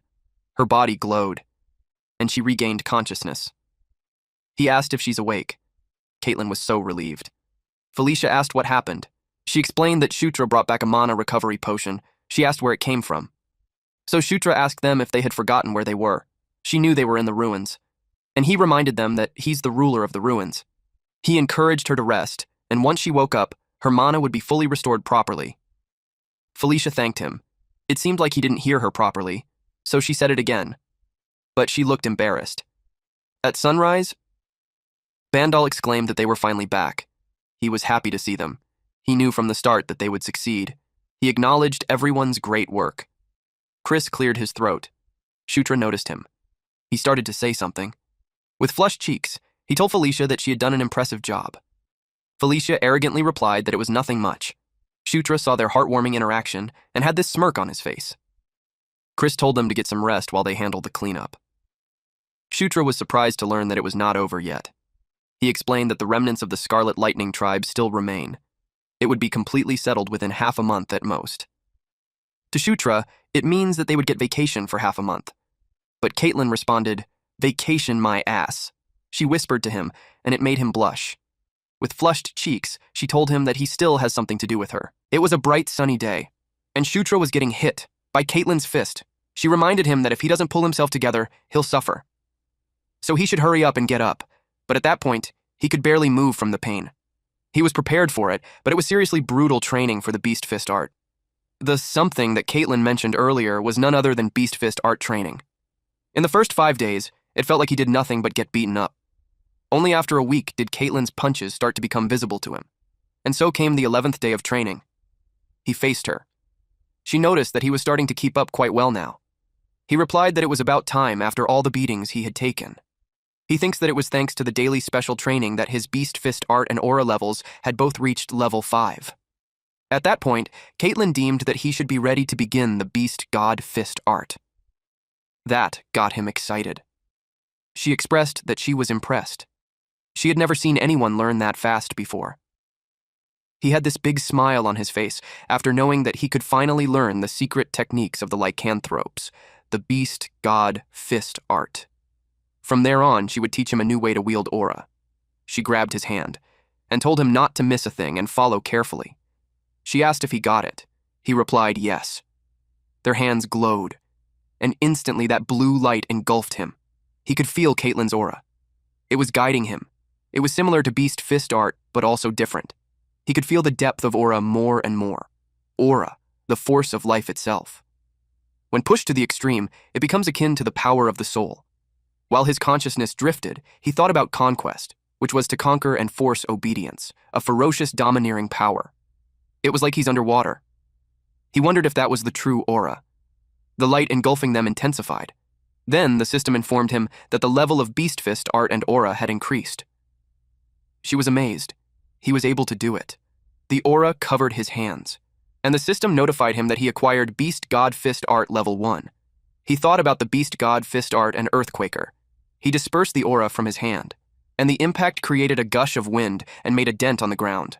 His level had increased to level 14. He claimed that it was the time it truly began. He didn't notice that someone was spying on them. It was Bandal. He had this pleased expression on his face. The next morning, Shutra and Caitlin were eating breakfast together. He had something to ask about Felicia. He asked why things are like that between her and Chris. In his perspective, Felicia was supposed to be a key ally he needed to bring to his side, just like Chris. But if their relationship was strained, it could be a problem. He noticed that they weren't on bad terms, but they were distant. She told him that it's not like there was some direct incident between them. She wasn't so certain, but she thinks it has something to do between Chris and Sylvan. Shutra said that name. And Caitlin scolded him that even if he wasn't there, he shouldn't throw his name around so lightly. He apologized and explained that he was just a little surprised. Felicia's twin brother, Sylvan Doomblade. He was a pretty troublesome opponent when he played as Zephyr. He asked if there was some problem between Chris and Sylvan, but Chris suddenly entered the tent. They were startled. Caitlin asked him what was going on since he's early.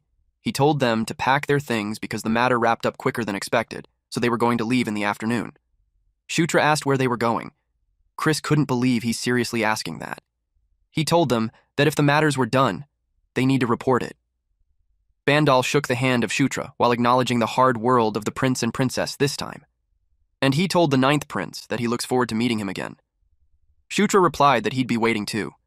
Chris asked them if they're ready to head out, and he replied yes. They were off to the Demon King's castle. Meanwhile, at the castle, it looked eerie. There was someone on the throne. He was huge and was wearing full armor. The journey of returning to the Demon King's castle was fairly simple. First, they moved to the teleportation circle, capable of long-distance spatial leaps, and then they used transfer magic to return directly to the Demon King's castle. The estimated time to reach the nearest teleportation circle was 3 days. It was a journey that did not consider stopping at inns at all. In other words, another night of camping under the open sky was confirmed. They would be arriving at the Demon King's castle tomorrow, and Shutra felt nervous about it. Currently, the Demon King's castle is divided into 3 main factions. The second prince, Zephyr Ragnaros, the Demon King's second son and his worst enemy. Then there was the first Prince Baikal Raganros, and the 4th princess, Anastasia Nekrion. In the struggle for the throne, the order of birth meant nothing. The one who accumulated greater achievements and demonstrated superior ability was always placed at the top. That was the structure. Among them, Baikal and Zephyr were full-blooded brothers, and their abilities were nearly equal. They inherited the blood of their mother's side, the Draconian clan, and both held immense strength as a result. Still, if one had to be chosen as heir, the more moderate-natured eldest son, Baikal, would probably be the better choice. But Shutra knew that the choice had no meaning anyways. Because after a certain day, everything will change. That's why he had to prepare for everything that he could. First, he planned to raise his level until he can fully wield the Earthquaker, and make maximum use of the new strength he gained, the King's Knight. He activated the skill and a Knight Order was created. Shutra thought that it was just another summoning type skill, but the system showed more details. He's the Knight Commander, and he had 0/2 members. There was no knight in training. He had the skills, Knight Order level 1, and under that was the Knight's Blessing level, which increases the health points. On top of this was the special skill summon at level 1, wherein he could summon the Knight Commander. It was limited to once every 3 days. It was some sort of guild system. He was surprised at how broken the skill was. It was already good at level 1, so he got excited on how good it would become later. Karak finally found him. He scolded him for still being up instead of sleeping again. He nagged at him to sleep early if he wanted to leave early in the morning. Karak wanted him to hurry up and come. He responded that he came at the perfect time. He invited him to try out an experiment with him. Karak was startled. He asked what it was. Under the moonlight, he called him Mighty Ogre Warrior Karak. He held his sword, and then appointed Karak as his knight. Karak noticed his body glowed, and he felt strange. He felt that his loyalty towards him had risen. Karak, at level 24, became a knight commander and a rank 1 soldier. Shutra's experiment worked, and he was so happy. Karak couldn't understand why he's overflowing with strength, but he was pleased. Shutra asked him if he wanted to become the strongest ogre in the world. Out of excitement, Shutra mumbled on how he's going to raise him into the mightiest ogre emperor in Night Saga. Karak looked at him with suspicious eyes and asked if he's feeling unwell or something. The next day, at a tower, Chris and the rest approached the teleportation device. He asked if they're ready. Shutra replied yes. They stepped inside the magic circle, and instantly they were teleported. The light shot up to the sky, and when they reached the other side, Shutra felt like he was falling. He got scared. He was falling head first. But to this surprise, they arrived just fine. Caitlin asked if he's fine. He replied yes. Suddenly, someone called Felicia. They had been waiting for her. It was her attendants. She happily chatted with them. Shutra saw it as a fan club. He asked if those were her attendants and subordinates. Then, someone approached and welcomed Chris and Caitlin. He noticed that there was no one for him, and the Dark Elves started gossiping about him. They laughed at him. He now understood where he stood within the Demon King's castle. He was fine, though, since it was all within his expectations anyway. He asked if Karak was ready, because from there on, they would start changing things one step at a time. Inside the Demon King's castle, particularly in an old room. That seemed like a storage area. It was Shutra and Karak's dwelling. Shutra was just thankful that there was a room for them. Karak thought of unpacking their things there. Then he remembered that the official event schedule starts tomorrow. Until then, they are allowed to spend their free time however they like. Shutra replied that it doesn't feel any different from being left to rot somewhere. Suddenly, someone knocked. Flora Sevensward, from the Demon King's Castle Real Estate Management Bureau, greeted him. Shutra asked what brought someone from such a high office to a rundown place like that. She told him that it was because his public merit level has increased. So he's now eligible to choose a new residence. Isabella from the Office of Public Merits came to meet with him too. Shutra asked her if it was true that he could receive a new residence there. She replied that he had come to the right place. She displayed a screen. With his latest conquest complete, his merit level officially rose to level 5, bringing his total merit to 15,000 points. The system laid out his achievements one by one, uncovering the dwarves' hidden mine and its connected portal, crushing the Scarlet Lightning Tribe's chief and his elite unit, personally carrying out the execution, rescuing the 7th princess, Felicia Doomsblade, leading the frontal assault on the tribe's main stronghold, claiming the legendary Thunderbirth Anvil, and finally placing the entire Scarlet Lightning Tribe under his rule. The rewards followed immediately. New sections of the Demon King's castle were now open to him, and his monthly stipend skyrocketed, jumping from a pitiful 5 gold to a staggering 500. He was the first prince to achieve that much on his very first mission. He asked her to show him the available residences right away, later that day. Karak's jaw dropped. He couldn't believe Shutra's new residence. Flora told them that they came earlier than expected. She told Shutra that it was an honor to serve him starting that day. Flora could be used as a butler and headmaid. She is a follower of Camilla, goddess of dreams and shadows. Karak was confused because earlier she said she was from the real estate bureau. Shutra replied that he hired her using her merit points. It's something like a currency earned through accumulated achievements. He didn't explain further since there was no need for Karak to learn all the details. Karak commented that he had started talking nonsense lately. The next day, they were dressed up. Karak told Shutra that he kept getting the feeling of needing to pee. He wondered if it was just his nerves. It was gross, so Shutra told him to just go already. He also made him nervous by saying that. Someone arrived and told them that they look amazing. Felicia was the one who picked their outfits. Caitlin responded that she's the best. She replied that all her efforts paid off. Caitlin told Shutra that he looked good. He got embarrassed, but he thanked them and told them that they look amazing too. It made those girls blush. Chris also arrived. He realized it was Shutra's first audience ceremony. He told him that he's the star for that day. He encouraged him to show himself to everyone in the Demon King's castle. He confidently replied yes. He knew that there were those people who would think that his achievements were simply luck. The vassals were in the room. Shutra was confident that everyone would soon have their eyes on him. The prince and princess entered the room. Shutra wanted everyone to look again at the worthless prince they once dismissed. They knelt in front of the Demon King who was sitting on the throne. Chris introduced himself and announced that he stood before the great ruler of the demon realm. Demon King Mitra watched them. He had golden eyes, brown hair, and beard. His facial features looked more human. His aide would now report the achievements of the prince and princess. Demon King Mitra was the father to all the children of the Demon Kings. Shutra had forgotten that he was the one being who must never be underestimated in the Demon King's castle. While he was kneeling in front, he felt immense pressure. Just standing before him was making his entire body crumble apart. The goddess reminded him to conquer. His heart glowed in a golden, warm light. She told him that he's also a king, and she encouraged him to overcome the gaze, that suffocating pressure, and subdue it under his will. The golden light spread. He was told that it was the power of conquest. Shutra was able to look confidently and directly. Demon King Mitra saw him and called out his name. Everyone's jaw dropped when they heard it. Shutra simply met his gaze, though he was slightly taken aback. Then Demon King Mitra told him that he looked forward to seeing his future achievements. Everyone in the throne room was shocked and confused because the Demon King had never once called any of the princes or princesses by name during an audience before. They questioned why he would mention the 9th prince, who barely even has a presence. It was an utterly ordinary statement, but it was a statement no one had ever heard from the Demon King before, and that made it invaluable. Shutra replied that he'll do everything he can to live up to his expectations. And that was how Shutra Ignas finished his first audience while leaving a powerful impression on all who witnessed it. At dawn, Shutra was being woken up. He asked Karak what was the matter since it was still so early in the morning.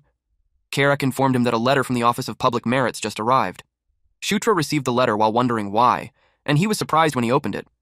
Karak was curious about what it said, so he encouraged him to read it out loud.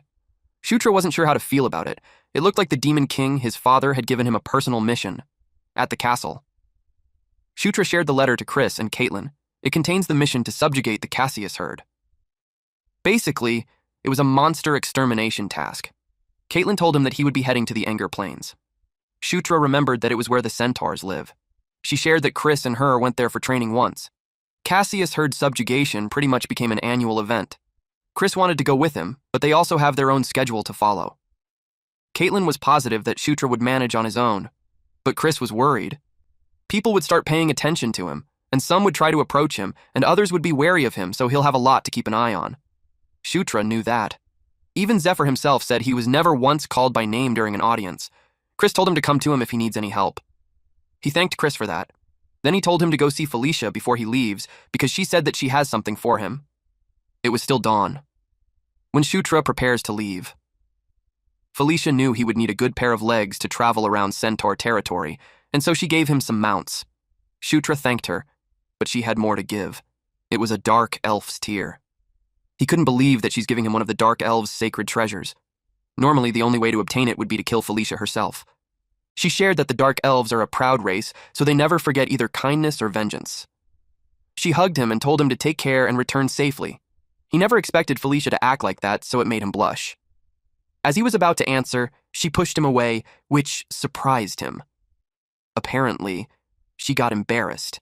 She must have realized how awkward it looked. Shutra, Karak, and the mounts hopped on the teleportation circle. He waved goodbye to Felicia and wished her good health until they saw each other again. And then he was gone. She simply replied okay as she watched him disappear. At Anger Plains, Shutra, Karak, and the mounts appeared. Karak had to confirm if they had arrived. Suddenly, someone was behind them and greeted the 9th prince. She is Karma, the ranger assigned as his guide. He noticed that her upper body was of a human and the lower half was of a beast. He replied that it was nice to meet her. She answered that it was an honor for her. Given her appearance, he understood that she's from the satyr race, and they moved right away. They were moving fast. He and Karak rode their mounts. She informed Shutra that it would take at least 2 days to reach the centaur settlement from there. She plans to travel with as few breaks as possible. Shutra had no problem with that. Then she inquired if there were no other soldiers. He explained that the mission came suddenly, so it was just the 2 of them for now. She replied that they have the centaurs on their side, so they won't be outnumbered. He figured that it would be a group fight, and in that case, the real problem would be the weapons. Since it might end up like a mounted battle, he thought a spear would be best. A sound caught their attention. He asked what it was. Karma told him to wait while she checks it out. She dashed away.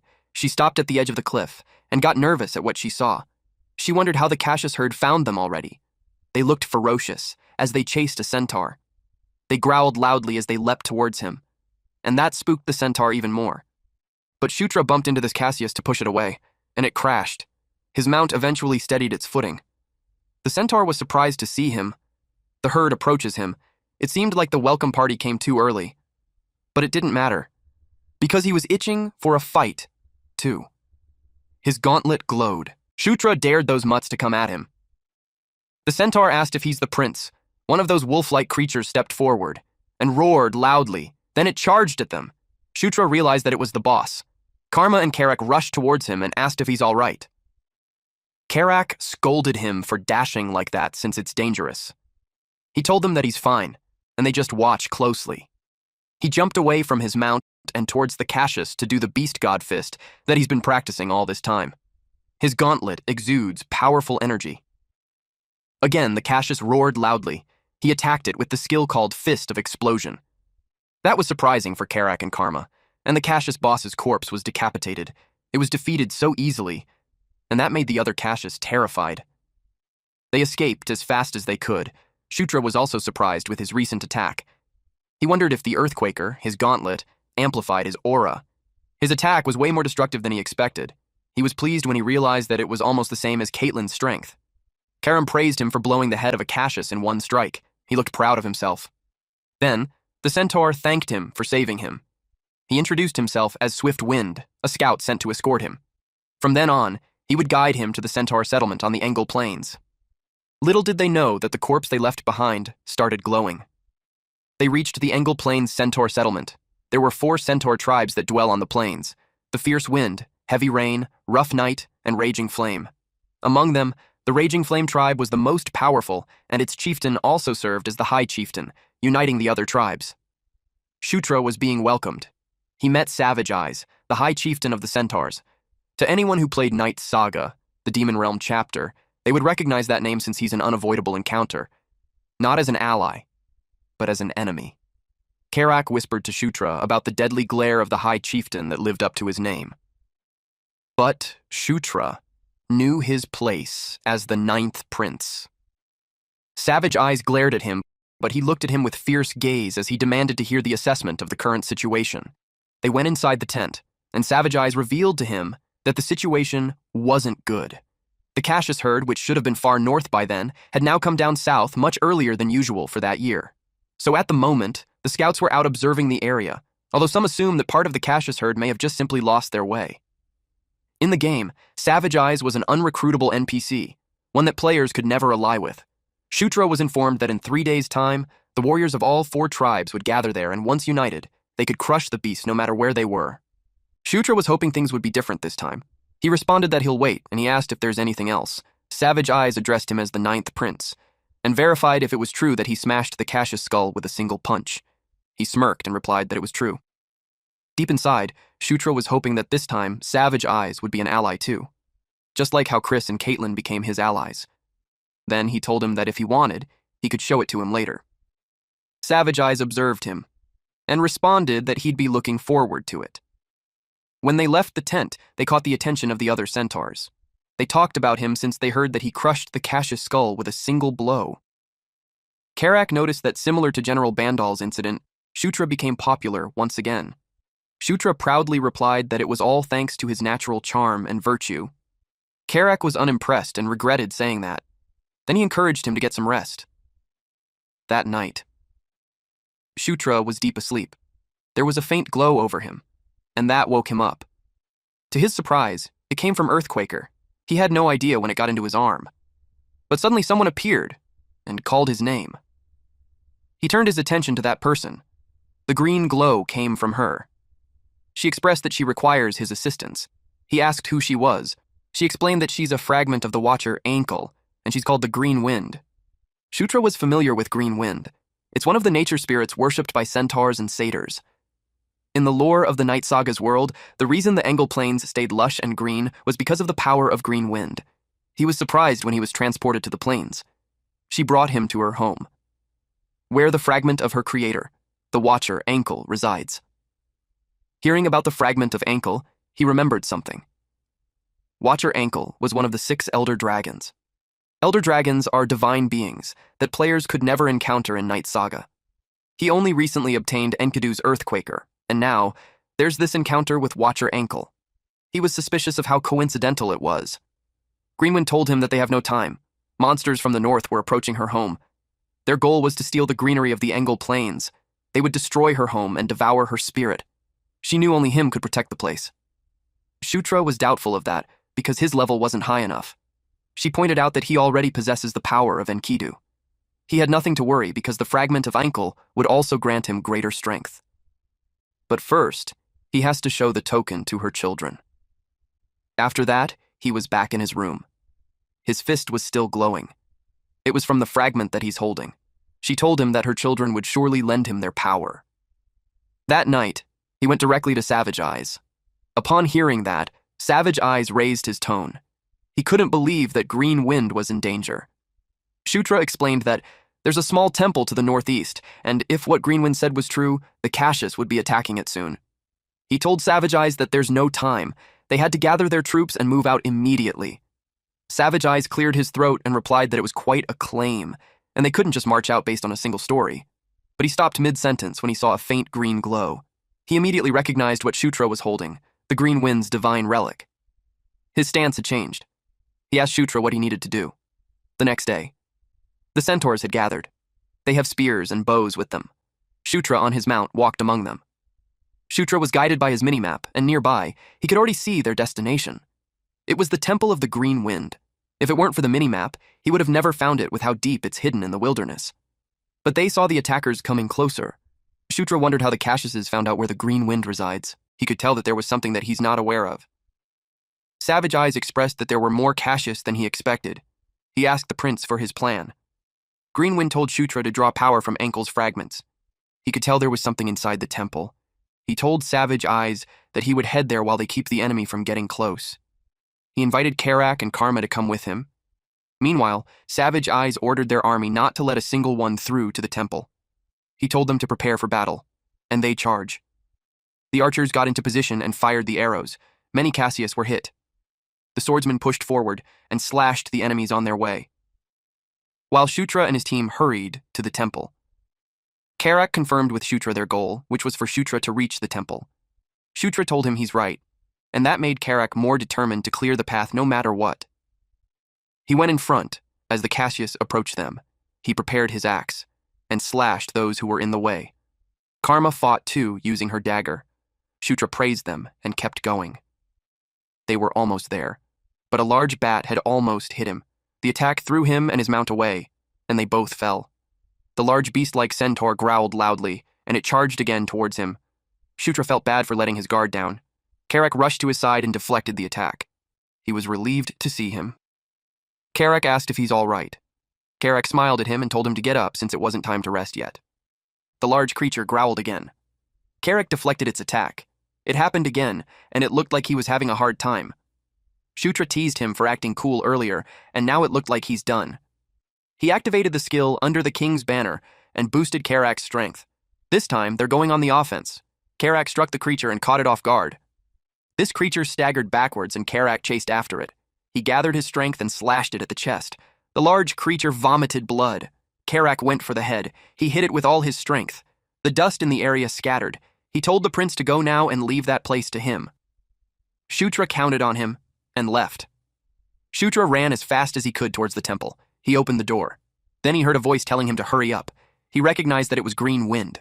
Her gauntlet glowed. She told him that Enkidu's artifact would guide him. He sensed the energy was heading towards the interior of the temple. It continues to flow inside, towards a giant tree. He stopped in front of the giant tree.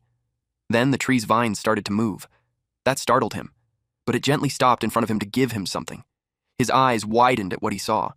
It was a dragon heart, the source of mana that every dragon possesses. Dragon heart. Now he realized that the fragment of ankle was pertaining to that. Green Wind appeared and informed him that the Engel Plains have maintained peace for a very long time through the magic of the Watcher Ankle, and the temple was the center of that magic. It was born from the fragment of ankle, and if the place was destroyed, the peace would shatter.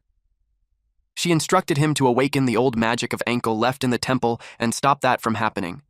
Meanwhile, outside the temple, savage eyes commanded their army not to retreat. They mustn't let the enemy enter the temple. Carrick continued to fight. The same goes for Karma. Green Wind begged the Ninth Prince to protect Engel Plains and her children with the magic left behind. Shutra accepted the dragon's heart, and he was transported into a different place. He was confused at first, because there was a dragon in front of him. He knew it was Watcher Ankle. Her eyes glowed. Then she offered her powers to him. It made the temple shine brightly, and that light even shot up to the sky. It caught the attention of the centaurs even during mid-fight. Their jaws dropped. Carrick thought of his prince. Thick, large vines had emerged from the ground, and it grew taller and larger. It was forming into something. When it was done, it formed into bipedal wood creatures, and it targeted the Cassius. It attacked without hesitation, and the Cassius were caught off guard. They didn't have the chance to evade or run. Those wood creatures continued to thin their numbers, until Green Wind sensed that the magic of Ankle had awakened. She sincerely thanked the prince. But Shutra was still holding the dragon's heart. It made Green Wind step back. She had no idea what was happening. She questioned why the mana of Ankiel was flowing into Shutra. She asked him if he's trying to absorb Ankle's power, but it looked like Shutra wasn't himself. She told him to stop. If he keeps going, his body won't be able to stop it. Shutra was notified by the system that his level increased. His cheek was cut, but it healed instantly. Green Wind saw it happen. The system continuously notified him of his level up, and Shutra heard once again that he should conquer, to subdue and make them kneel in obedience. Even if it was the lingering remnant of an elder dragon, it would still kneel before him. The dragon heart merged into his heart, and that caused a blinding light to appear, and eventually, it subsided. Shutra rested his arms on his things to support himself. The glow from his body slowly dims, and when he opened his eyes, he was called the Knight of Conquest, and he had obtained a passive skill called Dragon Body Level 1. He also acquired the skill Dragon Blood and Immunity to all poisons, Level 1. He gained another subclass, which was the Dragonborn. It is a being who has awakened the dragon gene and can wield dragon magic. Despite being a hybrid of a Draconian and Asura, Zephyr's recessive inheritance allowed him to awaken the dragon gene. Green Wind told Shutra that he obtained both the spirit and body of a dragon.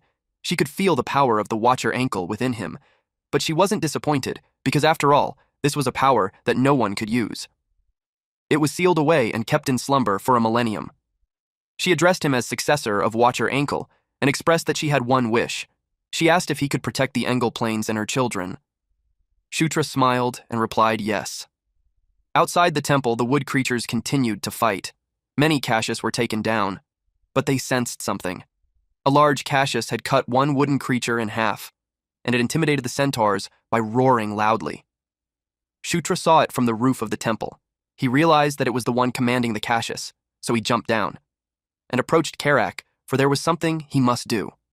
The commander of Cassius continued to take down the wooden creatures. It growled at them. It sensed something, and suddenly it was punched by Shutra. It counterattacked, but Shutra stepped back to evade it. For its size, it was surprisingly agile. It chased after Shutra. So Shutra positioned himself for another punch. He used Fist of Explosion. The impact made his arm tremble. He complained about how thick its skin was, and then it attacked him. He realized that it was tougher than he expected. Even the Fist of Explosion doesn't work on it. He decided to use his new skill. He activated the exclusive skill for Dragonborn, the Dragon Blood. It made the Earthquaker release his part of its true power. He risked everything on a single strike. The commander was about to attack him too. He told Carrick that it was his turn. He summoned the King's Knight, and Carrick appeared from behind the commander. Carrick had hit it on the side of the head, and it became angrier. While it was distracted, Shutra rushed towards it. It noticed him approaching. Shutra's attack was completely different from before. He used Earthquaker's secret art. It was such a powerful move, he called it a gigantic piston. His punch made a large hole on the commander's chest. Savage Eye's jaw dropped. Karak looked proud of him. The enemy fell, and Shutra leveled up. The system notified him that he had defeated the boss Drake Ogre Mustafa, and he had acquired the title Drake Ogre Slayer. He wondered how much aura he had just used. If he hadn't leveled up, he would have collapsed for sure. To use the ultimate skill embedded in a weapon, he would need a special move control skill, but he doesn't have that yet. In other words, the gigantic piston wasn't even Earthquaker's true ultimate move. He realized that there was an even greater technique within Earthquaker. Karak reported to him that some were running away after the guy fell. Savage Eyes slashed some of them. Then he ordered his men to chase them down. If they let them escape, it would just come back to attack them again someday. They chased after them, as they were determined not to let a single one escape. The nighttime came and the battle was over. The centaurs relaxed at their camp. They even had some drinks. Karak and Karma had a toast with their drinks. Everyone was having fun. So Green Wind asked Shutra what brought him to her when they were having the time of their life. He came because he had a few questions he wanted to ask her. Since he granted her request earlier, she was willing to answer whatever he asked. But before that, she requested that he release her from his control. He had no idea. She explained that because he absorbed Ankle's mana, she, who was born from Ankle's magic, became bound to him. Now he learned what she meant. He told her to give him a moment to do that. She waited. And after a few moments, they ended up looking at each other. Shutra had no idea how to undo it. His question made her pale. She had to verify again what he just said. She panicked and asked him if he seriously doesn't know how to do that. He replied no, since he was never taught how to do it. She was slightly annoyed that he acted like he did. He told her to calm down as he thought it through for a second. He asked her what her current condition was. She claimed that she was his, therefore she obeys him. But it wasn't what he meant. He asked if she's uncomfortable in any way, or if she felt some changes. She replied that there was none in terms of her abilities or condition. However, if she were to disappear, the Angle planes would lose their vitality, for she was the living symbol of the life magic Ankle cast upon the planes. Shutra thought about it again. He suggested that she simply remains there in Angle planes instead of leaving with him. She was dumbfounded with his suggestion. He further explained that there was no need for her to go with him. That made her sad, because to her it was like he's abandoning her. He clarified that it's not what he meant. He asked her if she wanted to come with him. She yelled at him that he's her master, so it's natural that she accompanies him. Deep inside him, he was caught off guard that he just accidentally formed a spirit contract. And then he clarified what she said earlier about how she's the symbolic embodiment of the grand spell over the Angle planes. He asked if she could create something that could take her place. She replied that it would take some time, but it was possible. He instructed her that once she made something that could take her place, she could come with him. She wasn't pleased with that because she won't be able to be of much help to him for a while, because he'd have to leave most of her power behind in the Angle planes. He told her that it's not a problem at all. Internally, he felt like he hit a jackpot. Forming a contract with a high-ranking natural spirit like her was a great opportunity. Her eyes sparkled with what he said. Now that it had been settled, it was time for him to ask questions. He asked how and when Ankle died. She was taken aback with his question. She replied that she's only a fragment, and as a spirit born anew from nature, she does not possess many of Ankle's memories. However, she could remember that 1,000 years ago, she was murdered. She does not recall who the killer was, but she's certain that it was not another Elder Dragon. Shutra wondered who could possibly kill an Elder Dragon, being said to have godlike powers.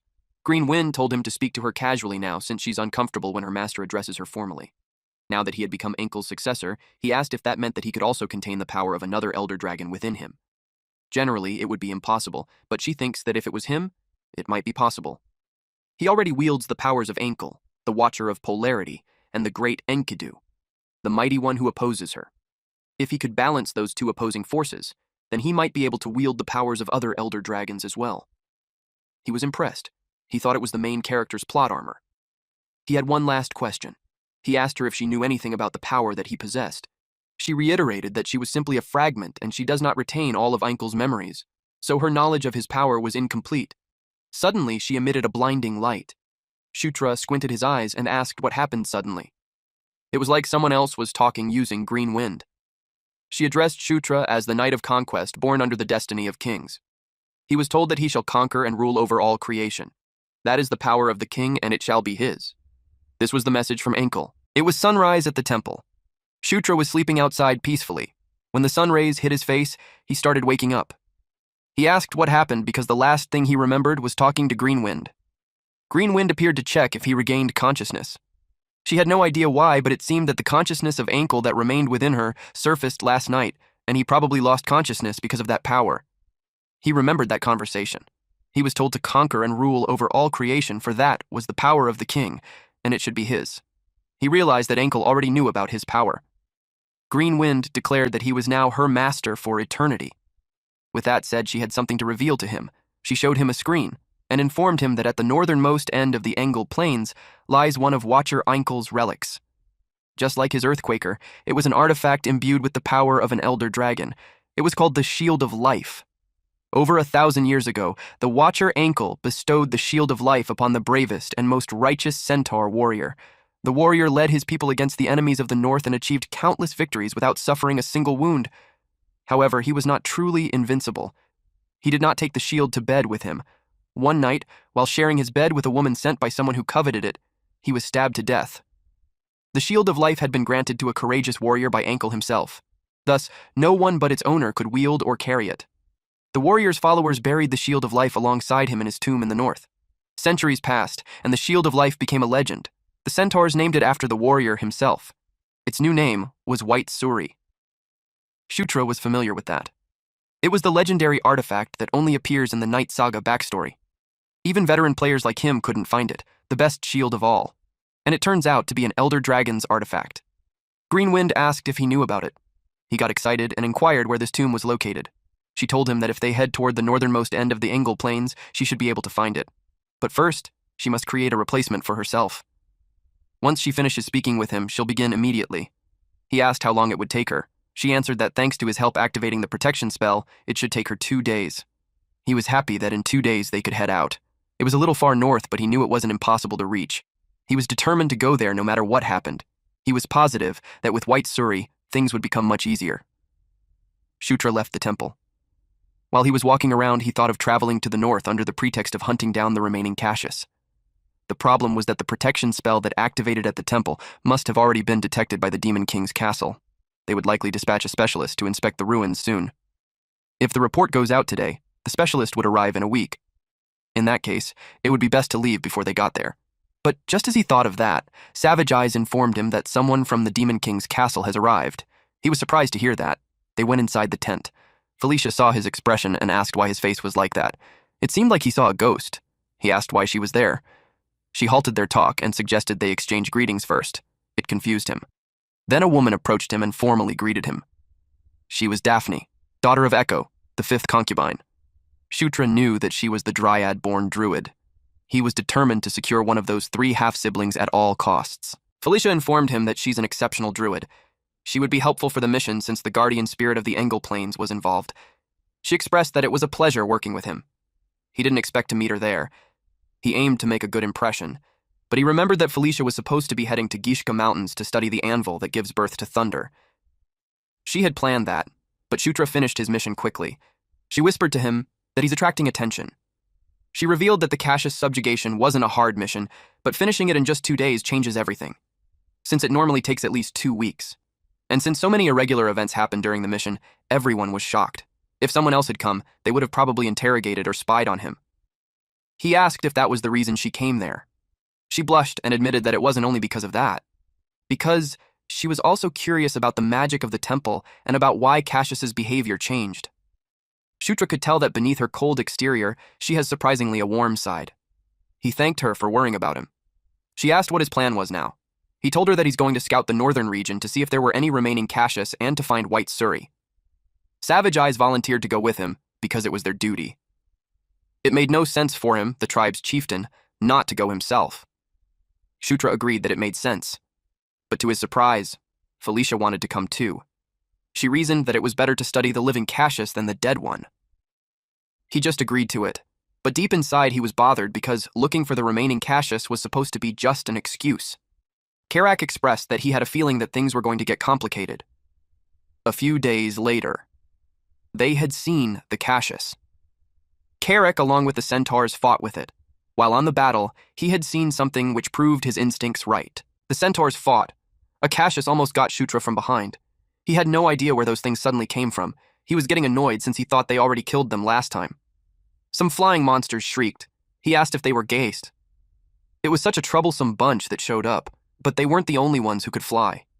He used the blessing of the wind level 1, which makes the user's body become light, allowing them to move with the speed of the wind. Green Wind asked how he could use her magic. He charged towards those geist. Those geist were caught off guard. He used Fist of Explosion on them and threw them away. He told them to stop getting in his way and just disappear. Upon seeing that, Green Wind was left whining about her purpose of existence. Meanwhile, Daphne was surrounded by Cassius corpses. She was terrified. A monster leapt towards her. Fortunately, someone grabbed her and cut the monster's head. It was Karak. Felicia was engaged in a fight too. It worked in her favor that those monsters showed up because she planned to find them anyway. They finished at dusk. Corpses were scattered on the plains. Felicia told Shutra to look at the faint purple aura surrounding the corpses. Now that she mentioned it, he could vaguely see it. She suspected that it was a type of curse magic. The stronger they become in front of that purple aura, the more their life force is consumed. On top of that, their emotions seemed dulled, almost severed, so she called it a curse, and she knew that someone was controlling them. Shutra was confused because they defeated the commander that manipulated them before. He asked who it was this time. Karak told him to wait, and informed him that Daphne was tense the whole fight. He thinks that it was her first real battle. Upon seeing her condition, Shutra realized that she was far less experienced than the Daphne that he knew. She was trembling when she expressed that she could feel the spirit's fear. There was an ominous power that grew stronger the further they go north. Green Wind was in the form of a firefly. She told Shutra that she could sense a sinister energy coming from the north.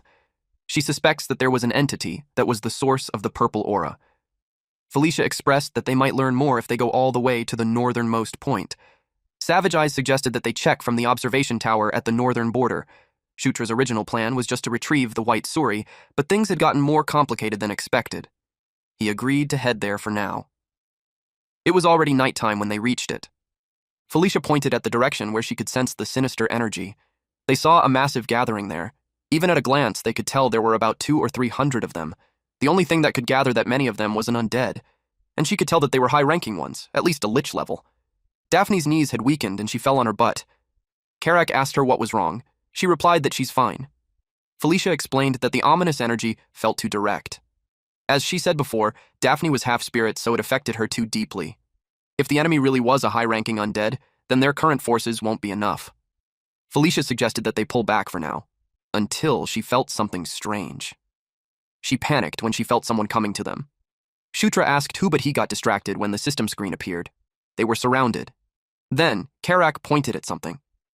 He told them that a fireball was flying towards them. Shutra cursed. He realized it was a trap. He yelled at everyone to get out of the tower. The tower collapsed. They screamed as they tried to run as fast as possible. Some of those emitting an ominous aura had flown to the sky. While they were escaping the tower, Felicia used her powers. She activated wind control to make everyone fly and safely get out from the exploding tower. When they landed on the ground, she checked if Shutra was fine. Savage Eyes thanked the sixth princess. They all survived because of her magic. She answered that it's not time to thank anyone yet. Just from a glance, the numbers of the enemy were overwhelming, and so they have to escape at once. But Shutra could tell they were already surrounded. She requested that they buy her some time, so she could find a way to break through somehow. Shutra was touched by her gesture. He promised to hold them off as long as he can. He used Under the King's Banner to the centaurs. They felt the strength surging through their entire body. Savage Eyes asked what it was. Green Wind asked her master if he truly intends to fight. He replied yes. All they could do now was to trust Felicia. He balled his fist, then commanded everyone to prepare for battle. Everyone became serious. Shutra was determined not to be pushed back. Karak fought on the battlefield, along with Savage Eyes and Karma. Shutra defeated so many undead using his Fist of Explosion. The bones scattered, but the skull still floats. He was already exhausted. The undead assembled their body back. He knew that if they continued that way, it wouldn't end. The skeleton warriors charged at him. They had to find the leader controlling those monsters quickly. If they killed them, they might still have hope. Suddenly, he saw bright lights illuminating the sky, and it struck the centaurs. Karak used an undead as a shield. He asked what that was. Among the sea of corpses, There was one who groaned as death came upon him, and a large skeleton warrior rose from them. It wore armor and a crown. Shutra finally found this leader. Savage Eyes attacked it from behind, but to his surprise, he was blocked and was shoved away. Karak attacked next. His weapon hit its armor, but it just sent shivers through his body. Then the undead leader shoved him away. He crashed on the ground with a powerful impact. Then our boy leapt to attack it. He was thankful that this bonehead came straight to him. He was determined to end the fight now. He used Fist of Explosion, but he was left surprised. It had no effect, and he was just thrown on the ground. He couldn't believe that guy. He was so strong. Shutra knew that he's not someone that they could handle. Felicia told him that it was enough and he could rest now. The undead leader got curious on what she was planning. It was the same for Shutra, but she told him that she would take over. She challenged this bonehead to come at her. Felicia charged with a powerful magic on her hand. Her blast attack hit the undead leader. It groaned loudly. It got annoyed, so it counterattacked, but she was able to step away from it. She used wind control next. The undead leader tried to grab her, but she activated Blink, which makes her vanish and appear behind this bonehead. And then she fired 2 beams at it. It made this undead leader groan. Shutra watched the fight, and he realized that Felicia was more incredible than he thought. He didn't expect that she would overwhelm that monster alone. He noticed a faint glow from behind him. It was from Daphne. She asked if he's all right. She used wind control to control the centaurs. Savage Eyes felt her power. Karak, too.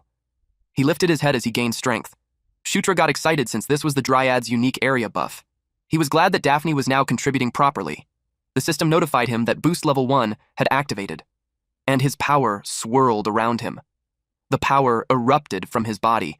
He was confused as to why he's suddenly learning skills. The system notified him that he acquired Spirit Bloom Level 1. This makes a spirit's power dwell within the user, and all abilities are increased. He could feel the power surging through his whole body. In Night Saga, normally only one spirit could dwell within a person at a time.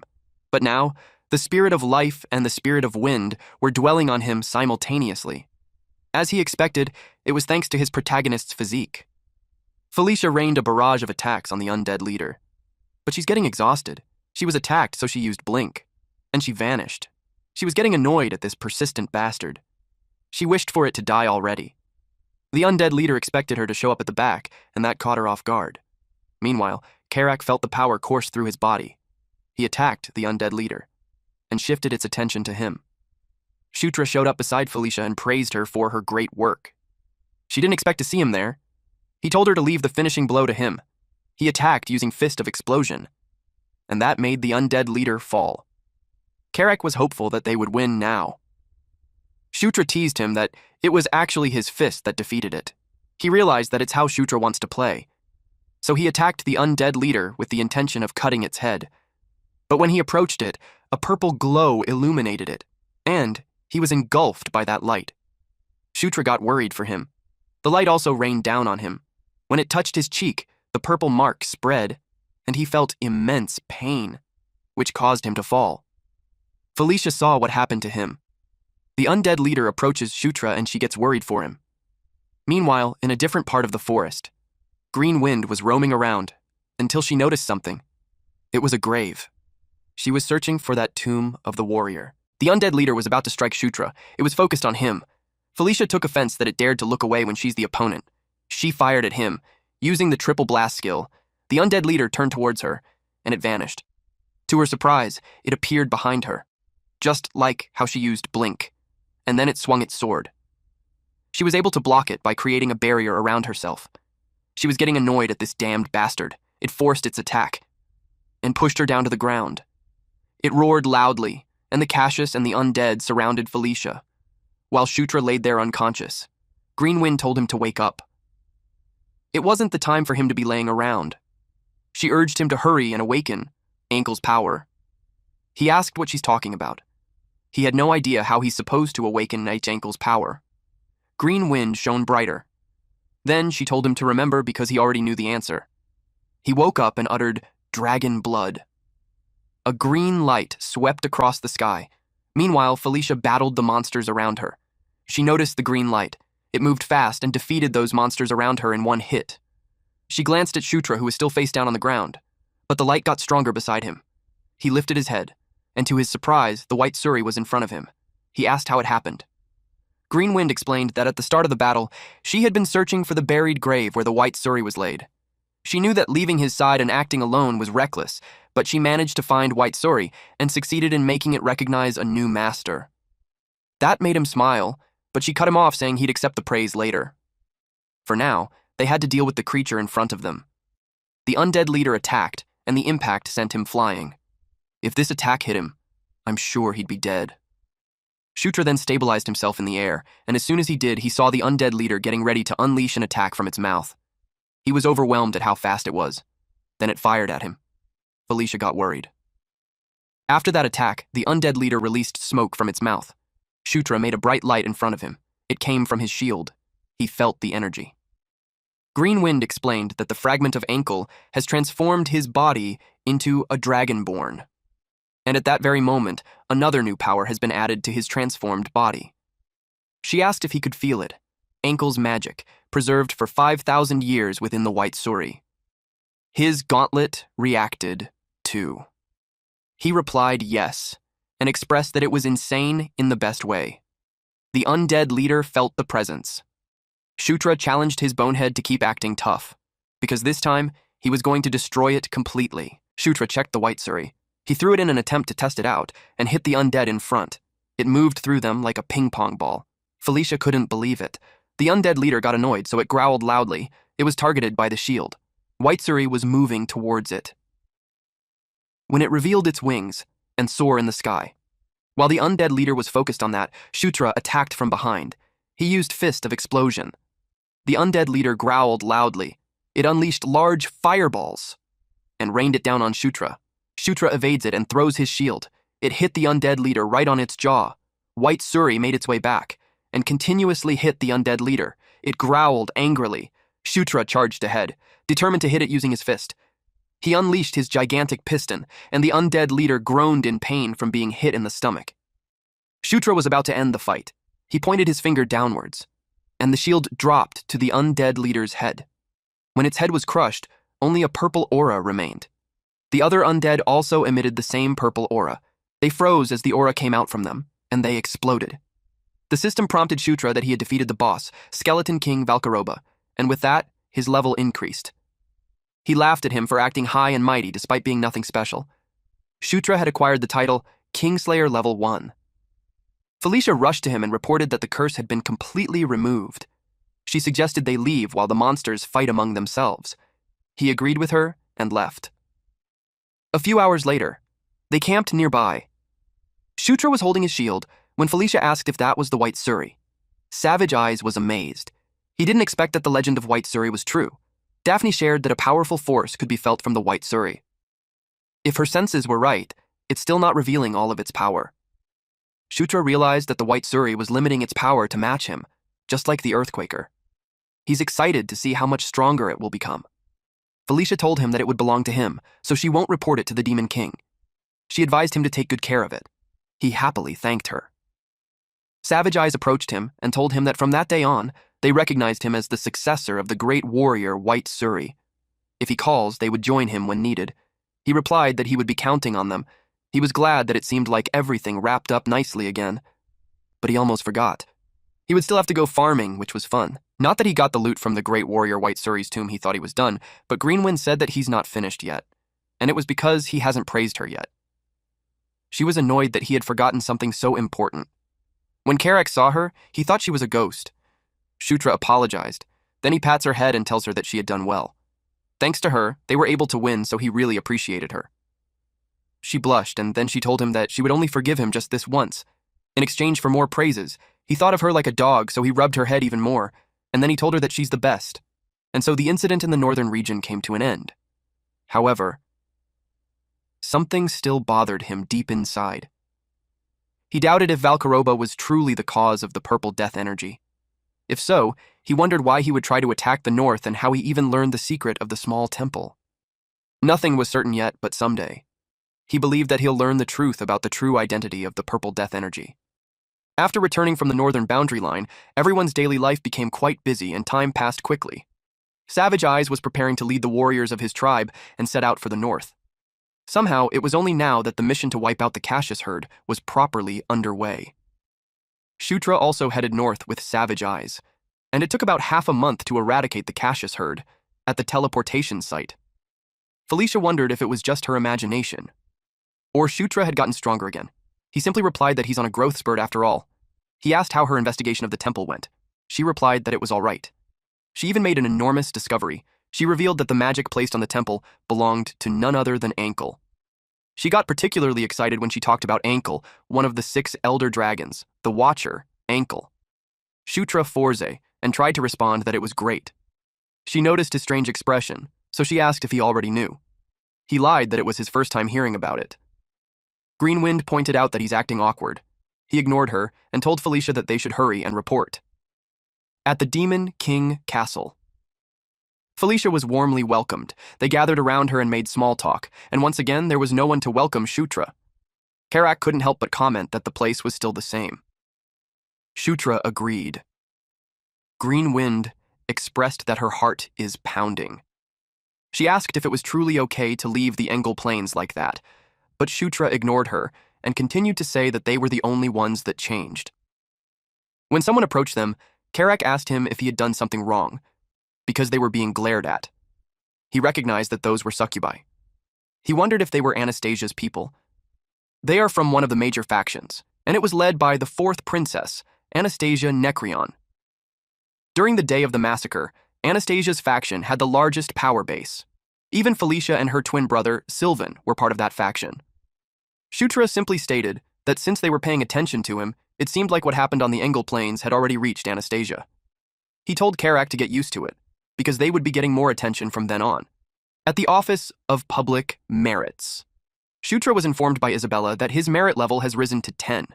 His monthly support payment has increased from 500 gold to 900 gold, and the number of facilities he may use within the Demon King Castle has expanded. He also now has access to a treasure vault. He was pleased with it. Now, it was time for him to spend some money. He went to the armory. He was told that because his merit level was 10, he may use the first treasure vault. Normally, purchasing weapons requires merit points, but he may also buy them directly with gold. Igor, the armory supervisor, assisted him. They entered inside, and he was told to enjoy his time there. He told Karak to pick anything he needed. Karak couldn't believe it. He explained that the stronger his equipment is, the more useful he would become to him. That energized Karak to go get one. Shutra knew not to skimp on equipment. He chose something good. It was an armor that has resistance to all elemental-type attacks. Most importantly, it's lightweight and doesn't interfere with using the Beast God Fist Art. Now that the armor under his clothes was handled, he just needed one last thing. He went to Cater, the blacksmith supervisor. He asked for greaves. Since the Beast God Fist Art uses a lot of footwork, ordinary protective greaves get in the way. He asked Cater how long it would take to make it. The structure was simple, so he could finish it in 2 days. Shutra asked for his recommendations about the materials. He suggested crafting them from dragon leather and scales. It seemed like a joke to Shutra, because he had no way of getting something so rare. Then, Kator informed him that some materials arrived under his name, so he was thinking of using those. Shutra was puzzled. He asked what he meant. Cater realized that he didn't know, so he told him that Lord Ishugard ordered that the dragon leather and scales be delivered directly to him. Shutra knew Ishugard. He's the greatest swordsman of the demon realm, the Sword Lord. He's also an elder of the most powerful race, the Asura. Plus, he's also the legendary warrior who taught Demon King Mitra the sword. Outside, Karak asked him why that legendary figure would help him. He also doesn't have an idea. Karak was surprised that he also doesn't know, but he expressed that if the Sword Lord becomes Shutra's supporter, it would be reassuring. Shutra admitted that it would be nice, though he can't help but wonder why. In the Night Saga, the Asura side never gave support. He wondered if he was simply reacting because the Demon King showed interest in him. Someone rushed towards him to deliver urgent news. He asked what was wrong. The man was panting as he tried to say it, that there would be an audience ceremony tomorrow morning. Shutra was surprised that it was happening again. The messenger informed him that his achievements on Engel Plains were tremendous, and the audience was meant to commend all 3 contributors. Hearing that there's 3, he asked who else would be there other than him and Felicia. He was told that it would be the second prince.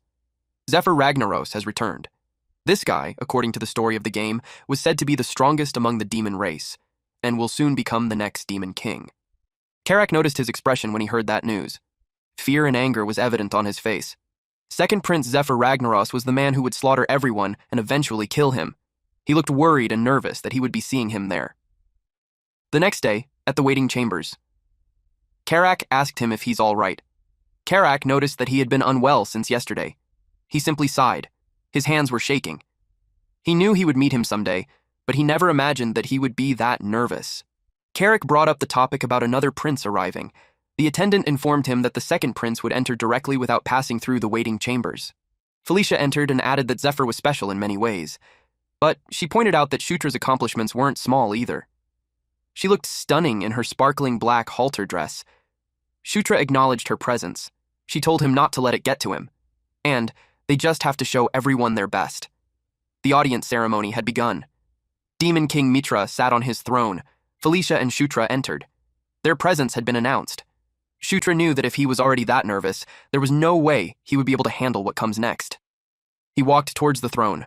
A woman on the second floor watched him, but she didn't say a word. She just blankly stared at our MC. Shutra kneeled in front of the Demon King. He forced himself to overcome his feelings because this was always a mountain that he would have to cross. The next prince to enter was announced. It was the second prince, Zephyr Ragnaros. He stepped inside. Shutra finally met him. Zephyr had a stern expression on his face. This man was the protagonist of the Night Saga Demon Realm arc, Zephyr Ragnaros. Isabella announced the review of the achievements of the princes and the princess. She started with the second prince. As Shutra expected, Zephyr's achievements were overwhelming. His accomplishments alone were enough to justify an audience ceremony. Next, his and Felicia's achievements were announced, and the matter regarding the northern border drew everyone's attention. But the highlight of the day was not the achievements. Demon King Mitra called Shutra's name and told him that he would grant him his mission. This caught the attention of the princess and prince. It was a situation with no precedent until now, and it left him bewildered. The Demon King had just personally assigned a mission during the audience ceremony. His mission was to explore the Thunderdoom fortress of the Dwarven Kingdom. During mining development, a path leading to the Thunderdoom fortress was discovered. He was to secure the passage and investigate the interior of the Thunderdoom fortress. He would be departing in 7 days.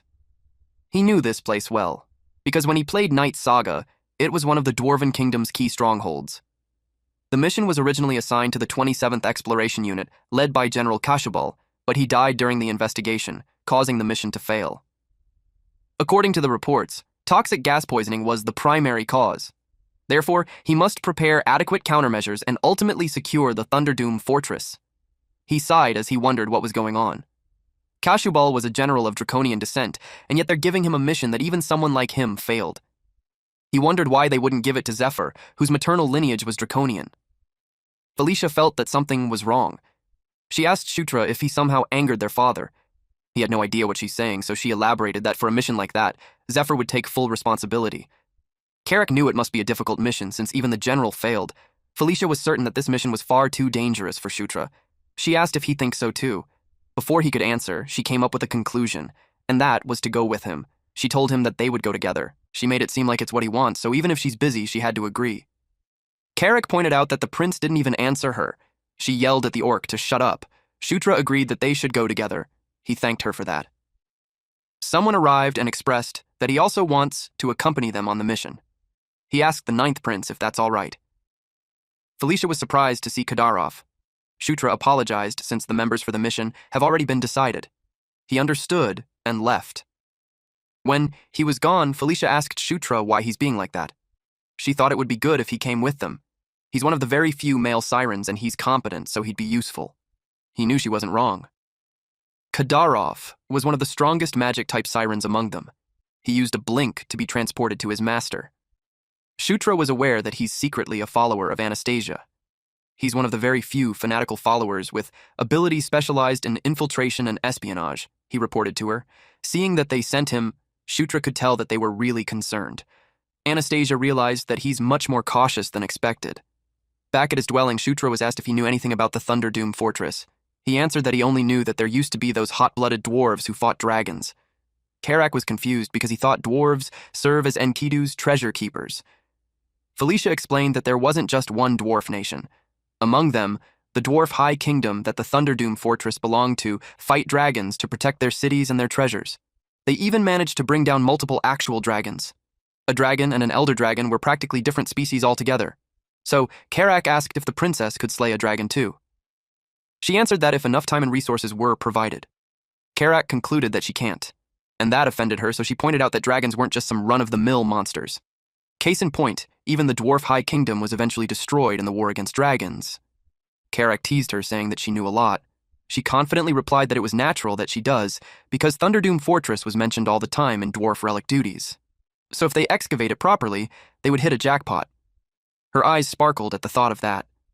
Karak could see her practically drooling about it.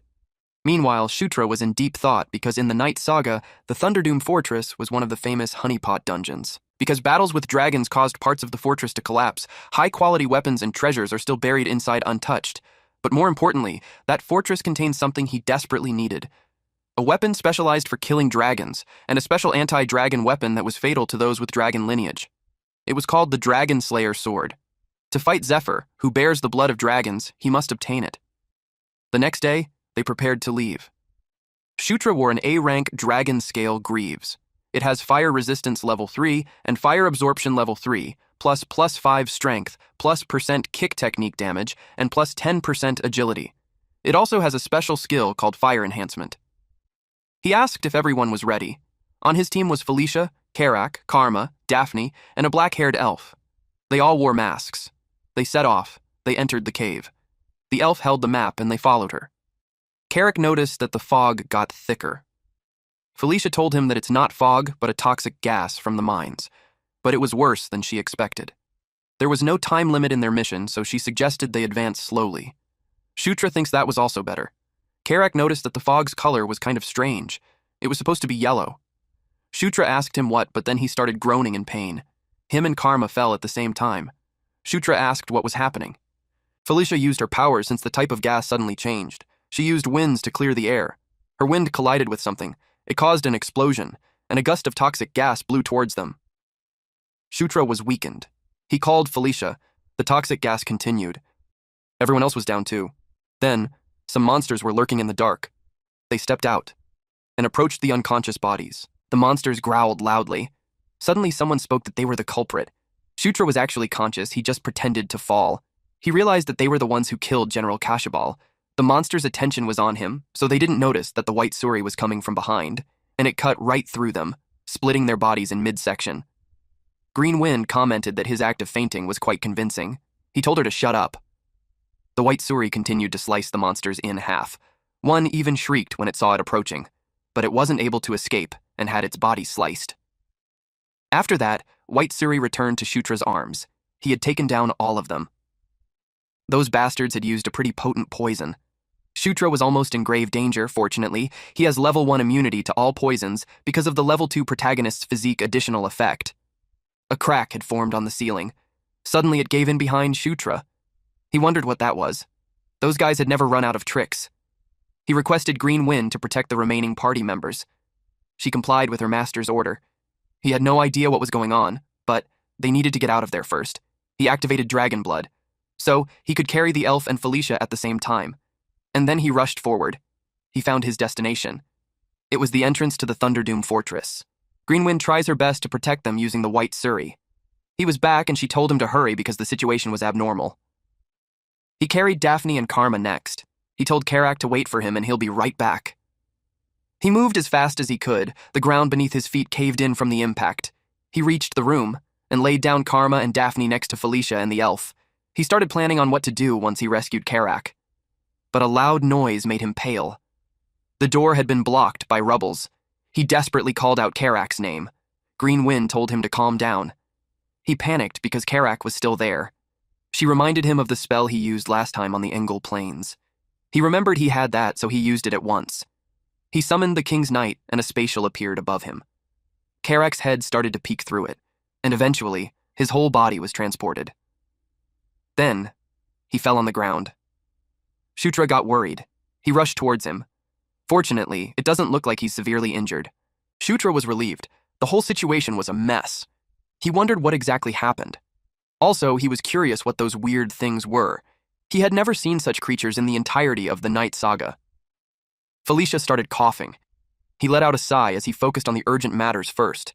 He had to detoxify them before it was too late, but more weird creatures showed up again. He could only curse. One monster from the swarm attacked first. He used Fist of Explosion. and knock back that monster. Shutra was pissed off. He was already busy enough, and there was another pain in the ass. Those monsters growled loudly. He glared at them as he told them to shut their mouths and attacked all at once since he doesn't have time to waste. When they charged at him, he prepared his fist, and then he struck them with Fist of Explosion. The White Suri also attacked by his side. It slashed those monsters. The ones closest to him were instantly killed. Shutra went on a rampage. When he was done with that, he started detoxifying them. Felicia gained consciousness. He asked if she's okay. She saw the corpses of monsters around her, so she inquired what happened. He told her not to worry about it since nothing much happened. After they finished the detoxification, they began their full-scale assault on the fortress. Their first target was the control room of the Thunderdoom fortress. To reach the control room, they had to choose one of two branching paths. One was a long path with few traps, and the other was a shortcut packed with countless traps lying in wait. Felicia asked him what path he would be taking. If they want to play it safe, they really should take the long way around. Suddenly, they heard loud noises. He realized that it wasn't the time to be taking it easy. Karak asked what that sound was. The black-haired elf replied that it was a signal that appeared when the most important facility in the ruins was under attack. In short, someone was basically attempting the dungeon at that moment. Felicia wondered who else would do that. Shutra showed Karak the way and instructed him to raise his shield and take point. He didn't expect that. Shutra told him to trust him and do exactly what he says and nothing would happen to him. There was a dragon's head on the wall, and as they stepped forward, it breathed fire towards them, but Karak's shield blocked it while they stayed right behind him. The next trap was a pit with spikes which made Karak shriek because he almost fell. After that, he deflected spears from left to right, and he faced more traps while the rest just followed behind. Later on, he already looked haggard and he was panting. Shutra praised him for his good work, but he was just annoyed because he almost died. Shutra pointed out that thanks to his hard work, they got to the control room quickly. The black-haired elf expressed to Felicia that something was off. The gargoyles that should be guarding the place weren't there. They decided to just go inside for now and see. The room was messy. Shutra saw something familiar, and he told Felicia about it. Leaning on the wall was the skeleton of the last city lord of the Thunderdoom fortress. He probably stayed behind alone to operate the fortress so the dwarves could escape. The black-haired elf reported to Felicia that there was something strange there. It was a huge black round object. She inspected it while wondering if the dwarves made it. She had a theory that it would need something to activate. Shutra found something at the corpse that could be the answer to it. The last city lord was wearing a key around his neck. They tried it. And it activated the black round object. It emitted electricity. And then it showed holographic screens. They were all in awe. As Felicia expected, the more she sees the dwarven technology, the more it leaves her impressed. They were just so far ahead. Suddenly, there was a loud noise. Karak asked what it was. Daphne showed them a screen. It displayed a battle happening not far from where they are. The gargoyles were fighting the weird creatures that Shutra faced earlier. They're swarming like crazy. Shutra realized that it was those black bastards who were attacking the fortress. He was intrigued on what on earth they were after. And then Karak saw a huge thing that looked like a dragon. Shutra asked where. His eyes widened when he saw it. A weapon that was struck on a dragon continued to glow brightly. He couldn't believe it. They finally met. It was the masterpiece of the Dragon Slayer series, the Dragon Slayer Spear, Ascalon. Black Dragon Partisan is greedy and wicked in proportion to his immense size. He was the dragon who took the most active stance in the war against the Dwarf Kingdom. Partisan and his legion relentlessly targeted the Thunderdoom fortress, and at last, they succeeded in breaking through the outer wall.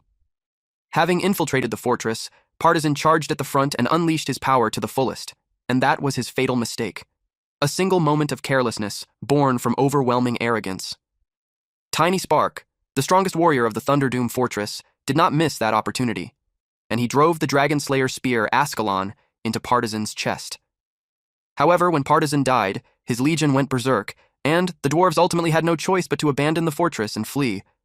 Thus, the Thunderdoom fortress became one vast grave where Partisan and countless dwarves were buried together. Karak asked if the dragon on the screen was Partisan, and the spear stuck on his chest was the Ascalon. Shutra replied yes. They saw those gargoyles fighting those creatures. Seeing that they're fighting over there, Felicia suspects that those pitch-black bastards were after Ascalon. Shutra thinks the same way too. She was angry that they dared to attack them, and then they thought they could just go ahead and achieve their objective. Shutra asked if there was really no way for them to take control over that gargoyle. As much as it sucks, she answered that there was nothing they could do about that. A large guy wields his hammer and blasted those black creatures. He's the one in control at the moment. They watched from behind the wall. It seemed like right before the fortress died, he transferred all authority to that dwarf golem, probably because it's the highest rank guardian. Felicia suggested that they wait and see at the moment. They came to get Ascalon, but the situation doesn't look good. But Shutra refused to do that. He saw this as their chance. She couldn't believe him. But he explained that there were too many uncertain variables for them to just sit around and wait. Shutra rushed towards the battlefield while telling her to stay there and he'll be right back. He followed his map. As long as he secured Ascalon first, they could profit no matter how the tide of battle turns. If the dungeon guardians win, they don't even need to fight. They could just rack down the remnants of those pitch-black bastards. If the pitch-black bastards win, they could just gauge the situation and either fight or bail. He kept going since he was almost there. Eventually, he saw Partisan. Having a mini-map sure was convenient for him, but little did he know that the dwarf golem was already behind him. It struck the ground, causing him to be blasted away. It continued to chase after him. He tried to reason with it, but it just unleashed another attack. The dwarf golem waited for the dust to clear. It got confused when it saw that no one was squashed in the last attack, and instead something passed through it. It was Shutra. He rode the shield like a surfboard. He told GW that she had nice timing. Greenwind told him not to call her that, but he argued that shortening names was the trend these days. She yelled that she didn't care about such a trend. They were almost close. Shutra got down from the shield.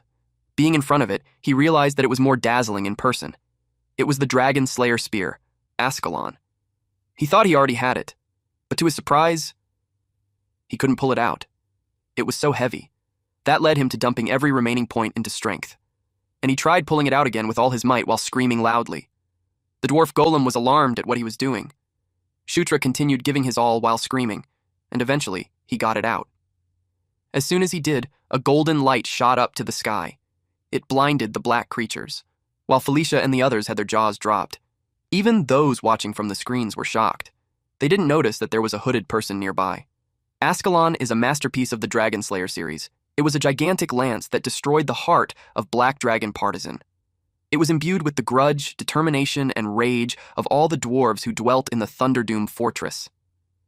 Shutra was glad that he had achieved his objective. Unexpectedly, the dragon rose. The hooded person used his powers and had the dragon under his control. Black Dragon Partisan roared loudly. Even an undead dragon now joined the party. Shutra couldn't understand how Partisan, who died hundreds of years ago, was still alive.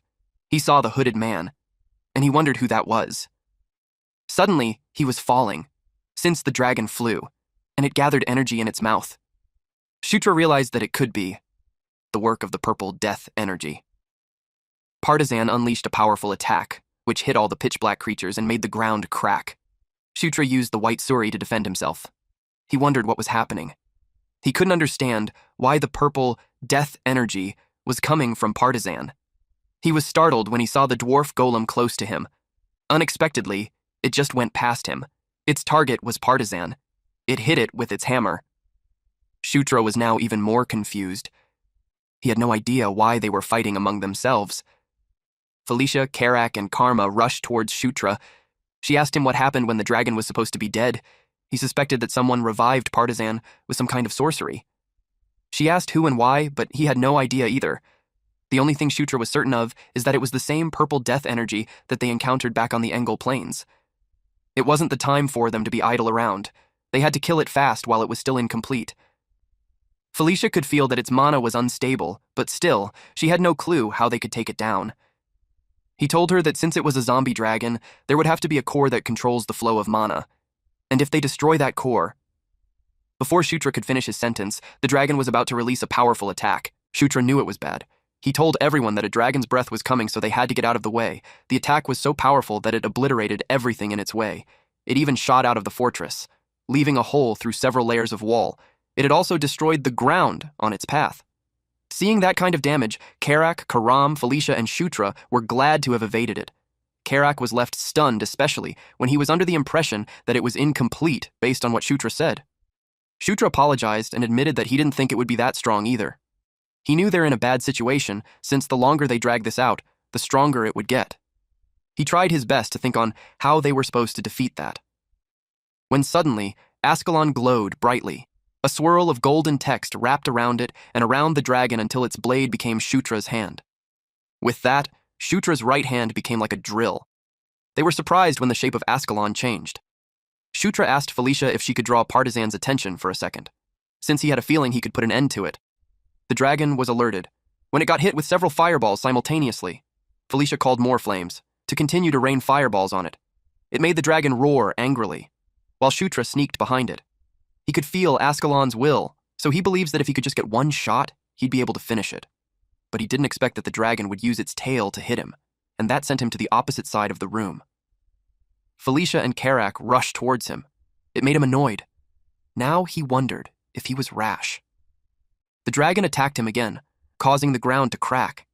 He just braced himself. When he didn't feel anything, he opened his eyes. There he saw the dwarf golem blocking the dragon's claws. The dwarf golem gripped its hammer tightly and shoved the dragon away. It followed up with another swing, and unleashed lightning attacks towards the dragon. Partizan roared angrily. It counterattacked using its dragon's breath while the dwarf golem continued to attack it using the hammer.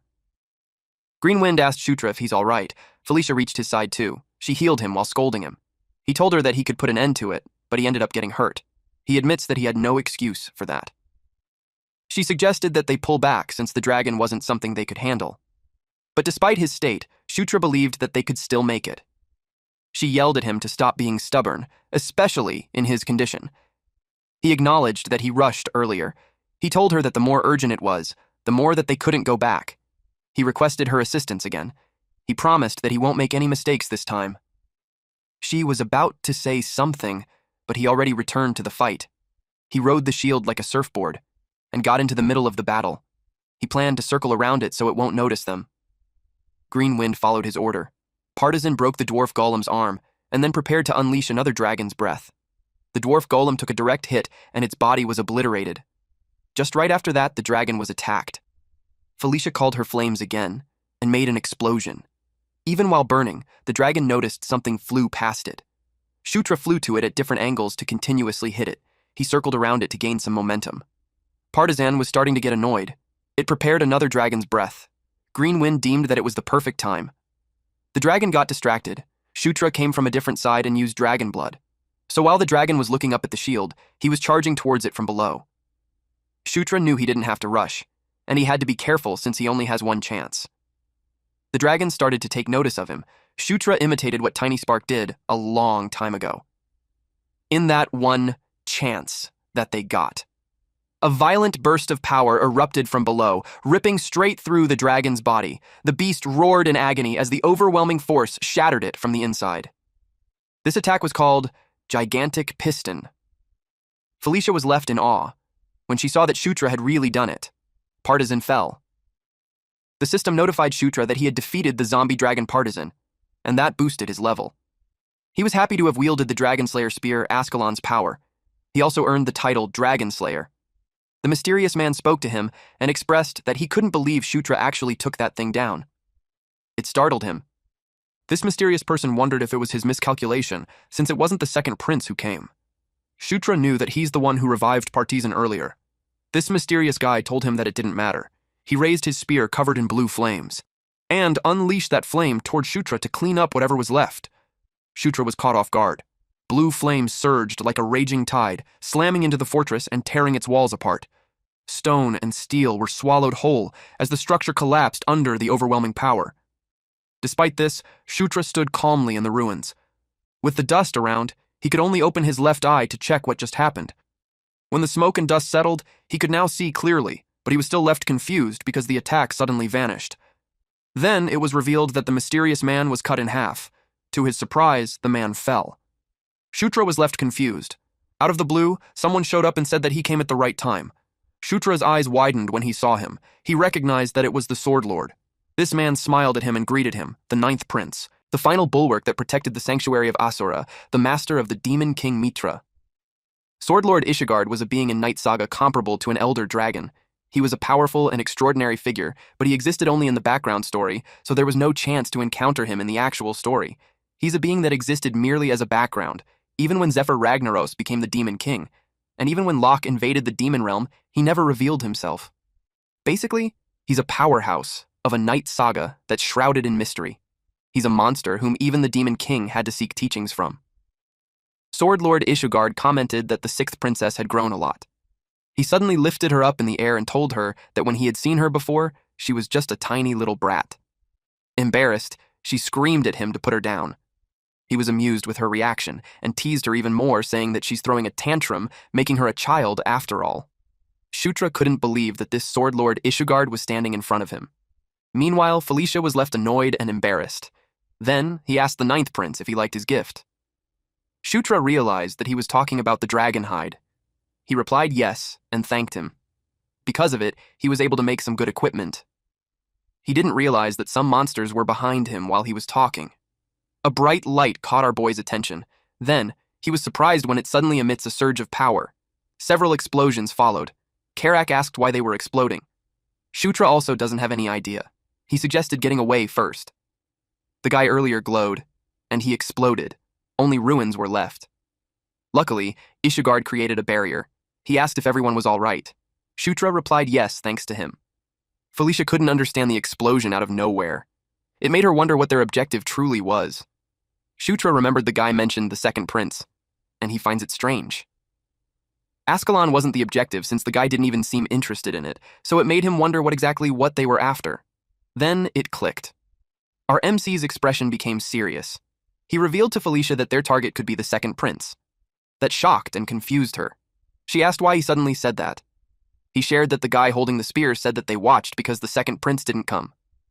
Plus, those guys showed up now of all times. When it has been half a month since General Kashabal failed his mission. So, Shutra could say that it's like they were waiting for someone. Her expression turned grim when she realized it. They killed General Kashabal from the start to lure out the second prince. Felicia supplemented that it was Zephyr who was always assigned to missions like those, so those guys probably thought that it would be the same. It made her curious why and who targeted Zephyr. Shutra answered that whoever it was, they seemed extremely meticulous. They even self-destructed to cut off any information about themselves. Ishugard commented that their story was quite interesting. Felicia got annoyed and yelled that they were being serious. He answered that he's being serious too. She could only sigh in response. Then she probed what brought him there. He answered that the Demon King is deeply interested in the ninth prince, so he got curious and came to personally check. Shutra was dumbfounded that he came to take a look at him. He continued that the Demon King never acts without reason. So, if he did something unexpected at the audience ceremony, then there was a reason worthy of it. And now that he's facing Shutra directly, he could now roughly tell what the Demon King is thinking. Shutra felt the mood suddenly change. Then, Ishugard asked him if he would like to learn from him. That surprised both Shutra and Felicia. Ishugard clarified that he's not telling him to become his student. He was also not in a position to raise a student either. And more than anything, Shutra already learned the Beast God Fist art. Felicia was surprised to hear that. It made her ask Shutra on when he had learned it. Shutra asked Ishugard how he knew about it. Ishugard told him that his body has so many kinds of energies mixed together besides the Beast God Fist art. He couldn't exactly see what each and every one of them was. But he could tell that those powers weren't repelling one another. Instead, they're embracing one another to the point where the phrase mutual coexistence fits for them. He expressed that he had taken an interest in the ninth prince, and he'd like to pass on a few of his insights to him. He asked what he thought. Shutra knew this was a first. Other than Demon King Matira, the Sword Lord had never been the one to offer his teachings first. He replied yes to him because there was no reason to refuse. Ishugard was delighted with his response. He planned to teach him one method of aura manipulation and a few techniques, and how Shutra applies them would change greatly depending on his skill. He placed a hand on Shutra's shoulder, and suddenly, Shutra emitted golden light. It signaled the start of the instruction. Shutra's golden glow was Ishugard's aura. He closed his eyes to feel it even more. It was different from when he learned the Beast God Fist art. The aura of the Sword Lord feels like it was filling every corner of his body. The system notified him that he acquired Ashura Cultivation Technique Level 11. Ashura Cultivation Technique Wind God Level 11, Ashura Cultivation Technique Great Mountain Level 11, and Ashura Cultivation Technique Lightning. Ishugard commented that he was remarkable. The speed at which he's acquiring techniques was faster than he expected. Golden and blue energy slammed into each other, exploding in a burst of blinding light. Shutra was swallowed by the blinding light, leaving Ishugard frozen in shock. Felicia and the others were shocked and worried about Shutra. Ishigard couldn't believe his eyes. He didn't think something like that would be possible. Blue and gold energy slowly merged together, forming a single shining core. Then, some notifications came out. First, Asura cultivation technique and beast god fist art were working in harmony. Second, the level of the protagonist's physique has increased. Plus, the level of immunity to 100 poisons level 1 has increased. When immunity to 100 poisons level reaches level 3, it could evolve into immunity to 1,000 poisons. He acquired Harmony level 1, and the S-rank martial beast God Fist Art evolved. A pillar of golden light shot up towards the sky, striking the fortress and shaking the land around it. Shutra emerged from the light, floating calmly as the combined energy flowed around him. His eyes were closed, his body steady as if the power had fully accepted him. When Shutra opened his eyes, he had already acquired the SS rank martial art, Asura Divine Fist. When the light was gone, he fell on his butt. Karek and Felicia rushed to his side and asked the Sword Lord what happened to Shutra. Ishigard replied that he only intended to teach him the Asura cultivation technique, but Shutra merged the Beast God Fist art and the Asura cultivation technique into one. And he did it unconsciously. Originally, the only SS rank martial art that appears in Night Saga is the martial art of the hero, Locke, which was the hero's sword's art. But now the Beast God Fist art has evolved into the Asura Divine Fist Strike at the same SS rank grade as the hero's sword art. Ishigard expressed that he was a far greater figure than he imagined. He decided not to pry and told him that he doesn't need an explanation. What interested him was Shutra himself. He asked if he had named the technique. Shutra replied yes and revealed its name, Asura Divine Fist Strike. He replied that it was a simple name, but a good one. But for what happened, he suggested keeping it secret whenever possible. Because Shutra had already drawn plenty of attention, there was no need to increase the gaze and wariness of the royal court. Shutra replied that it would be for the best, too. Now that they were mostly finished with what he came to do, all that was left was to pack those up and then rest. Felicia asked what they had to pack. He asked her if it's her first time exploring the ruins. He's suggesting to gulp the dragon all down before the expedition team arrives. That shocked the siblings. He told them that if they split into thirds and share, it would be perfect. He asked them what they planned to do with those. They only thought of leaving them with the forge at the Demon King's castle. He agreed that it was not a bad idea, but since they obtained such fine materials, he suggested to entrust it to his acquaintance. He personally vouched for their skill. He asked if they knew someone named Amita. Felicia replied that it was her first time hearing that name. But Shutra got thrilled and yelled, "Amita Ignatia! He's the greatest blacksmith in the demon realm who uses the last flame." Ishigard realized that the ninth prince knew. Shutra was confident that he knew him because meeting him was a true hidden even in Night Saga. Amita Ignatia. Sometimes he's a man, and sometimes they're a woman.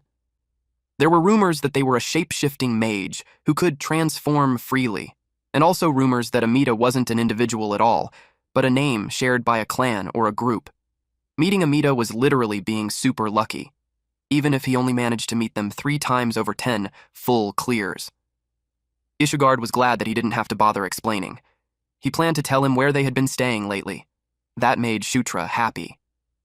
Ishigard told him that there's someone who changes residence often, so once he's ready, he should go find them right away. They were the reclusive type and didn't like meeting people, but if he mentioned his name, they would meet him at least once.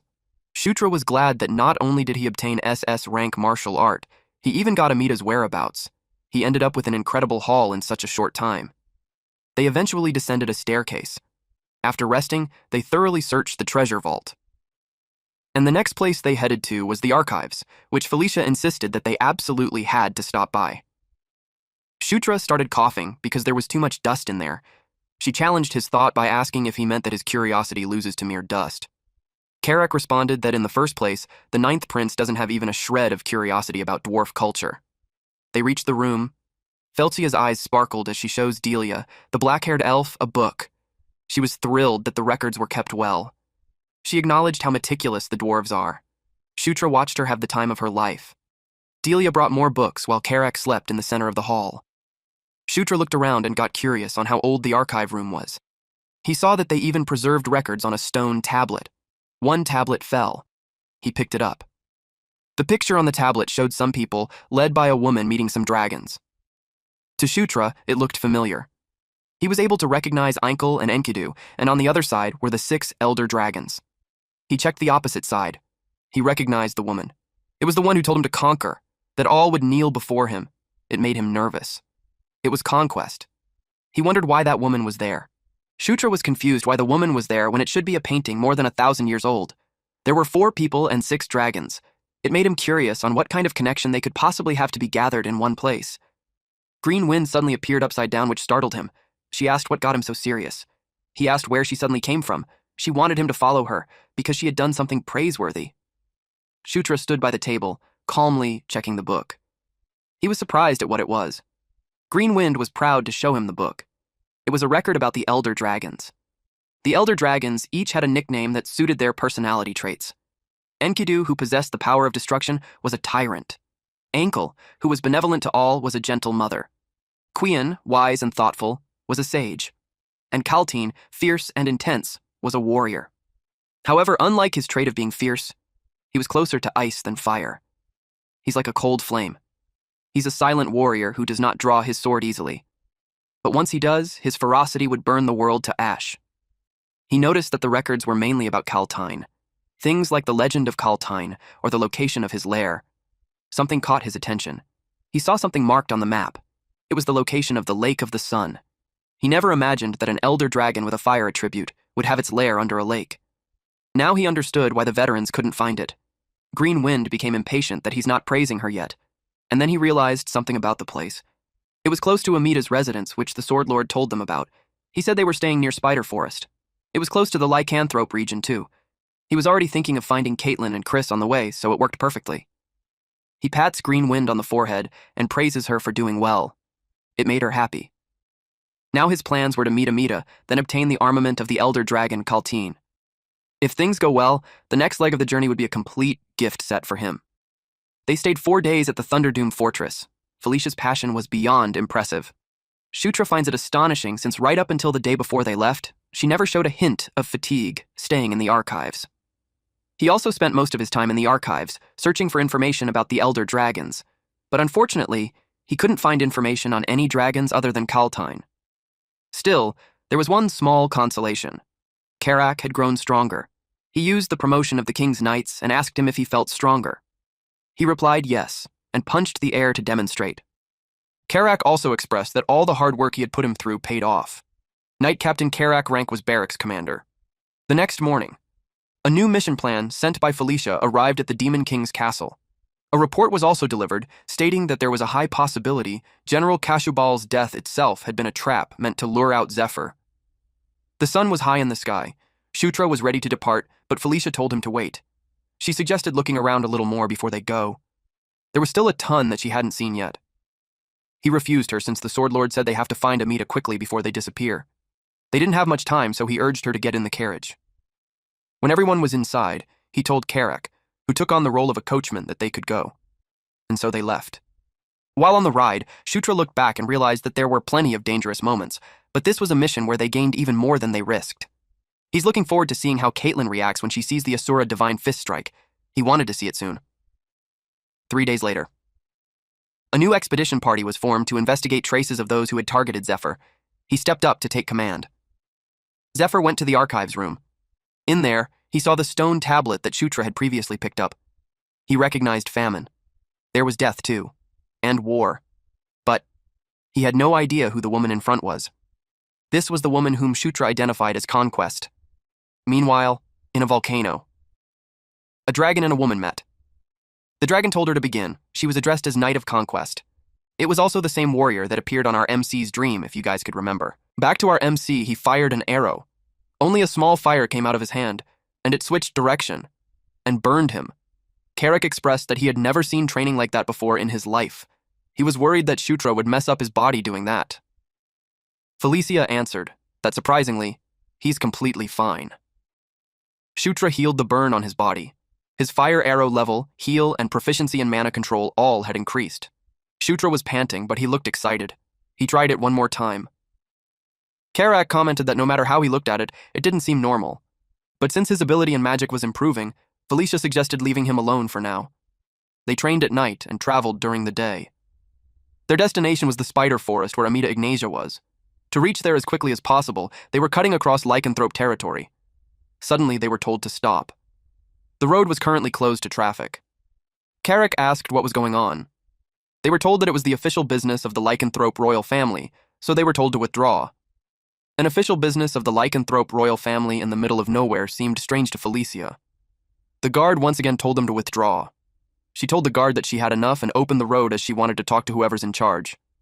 The guard got angry and asked her if she thinks she's some kind of royal. She simply replied, yes. The guard asked, what? So she repeated what she said. It made the guard nervous as he clarified what she said. She glared at him and repeated yes for the third time. A few moments later, the guards were punished back at the camp by making them kneel with their hands raised up high. Caitlin was happy to see Felicia and Shutra. She ran towards them while Chris followed her. She asked what they were doing there. Felicia answered that it should be the question for her. She asked what they were doing in a place like that, and they even blocked the road. Caitlin hesitated to answer. Chris brought up what he heard, that Shutra turned the Demon King's castle upside down. He asked him what on earth he has been up to. Shutra replied that the timing was perfect because he was just about to show him. He told everyone to come out for a second. At a distance from the camp, there was an explosion. It was caused by the sparring between Shutra and Caitlin. Caitlin was serious. Shutra was the same. He concentrated power on his fist, and when their fists met, it caused a big explosion. The impact made the ground crack and the trees around them were obliterated. Caitlin could tell that Shutra's technique was different from Beast God Fist art. She asked what it was. He revealed that it was the Asura Divine Fist Strike. Felicia shared that it's a martial art that combines Beast God Fist art with the Asura cultivation technique that the Sword Lord taught him. Christ was surprised both at the merge and the Sword Lord teaching him. He asked why would the Sword Lord teach him, and Felicia simply replied that it was because he's a genius. Caitlin was amazed. She wondered if she could learn it too. He apologized since he didn't create it as a structured technique, so he doesn't think he could pass it down. Given that it's a marital art that even its creator couldn't even transmit, Chris commented that Shutra was really absurd. Shutra wondered if that was a compliment. Deep inside, Chris thought how frightening his growth rate was. If he doesn't want to fall behind, he'll have to train even harder. Now that they had seen how much Shutra had grown, it was time to talk about themselves. They went inside the tent and sat down. Chris had a disclaimer that what he's about to say from there on must be kept under wraps. Felicia wondered what it could be for him to get so serious. He revealed that a prisoner who was locked up on the lowest floor of the Grey Tower escaped. Shutra knew that the Grey Tower was the prison where they keep only the most vicious among the lycanthropes' criminals. And, if it's someone imprisoned on the lowest floor, he already had an idea on who it was. Chris revealed the name of the prisoner, Gerard Moonlight. He's their maternal uncle. Felicia was surprised to learn that those two had a maternal uncle. He explained that Gerard was imprisoned in the Grey Tower 20 years ago, so it's natural that she doesn't know. They say he was originally a mighty warrior of the lycanthrope royal family.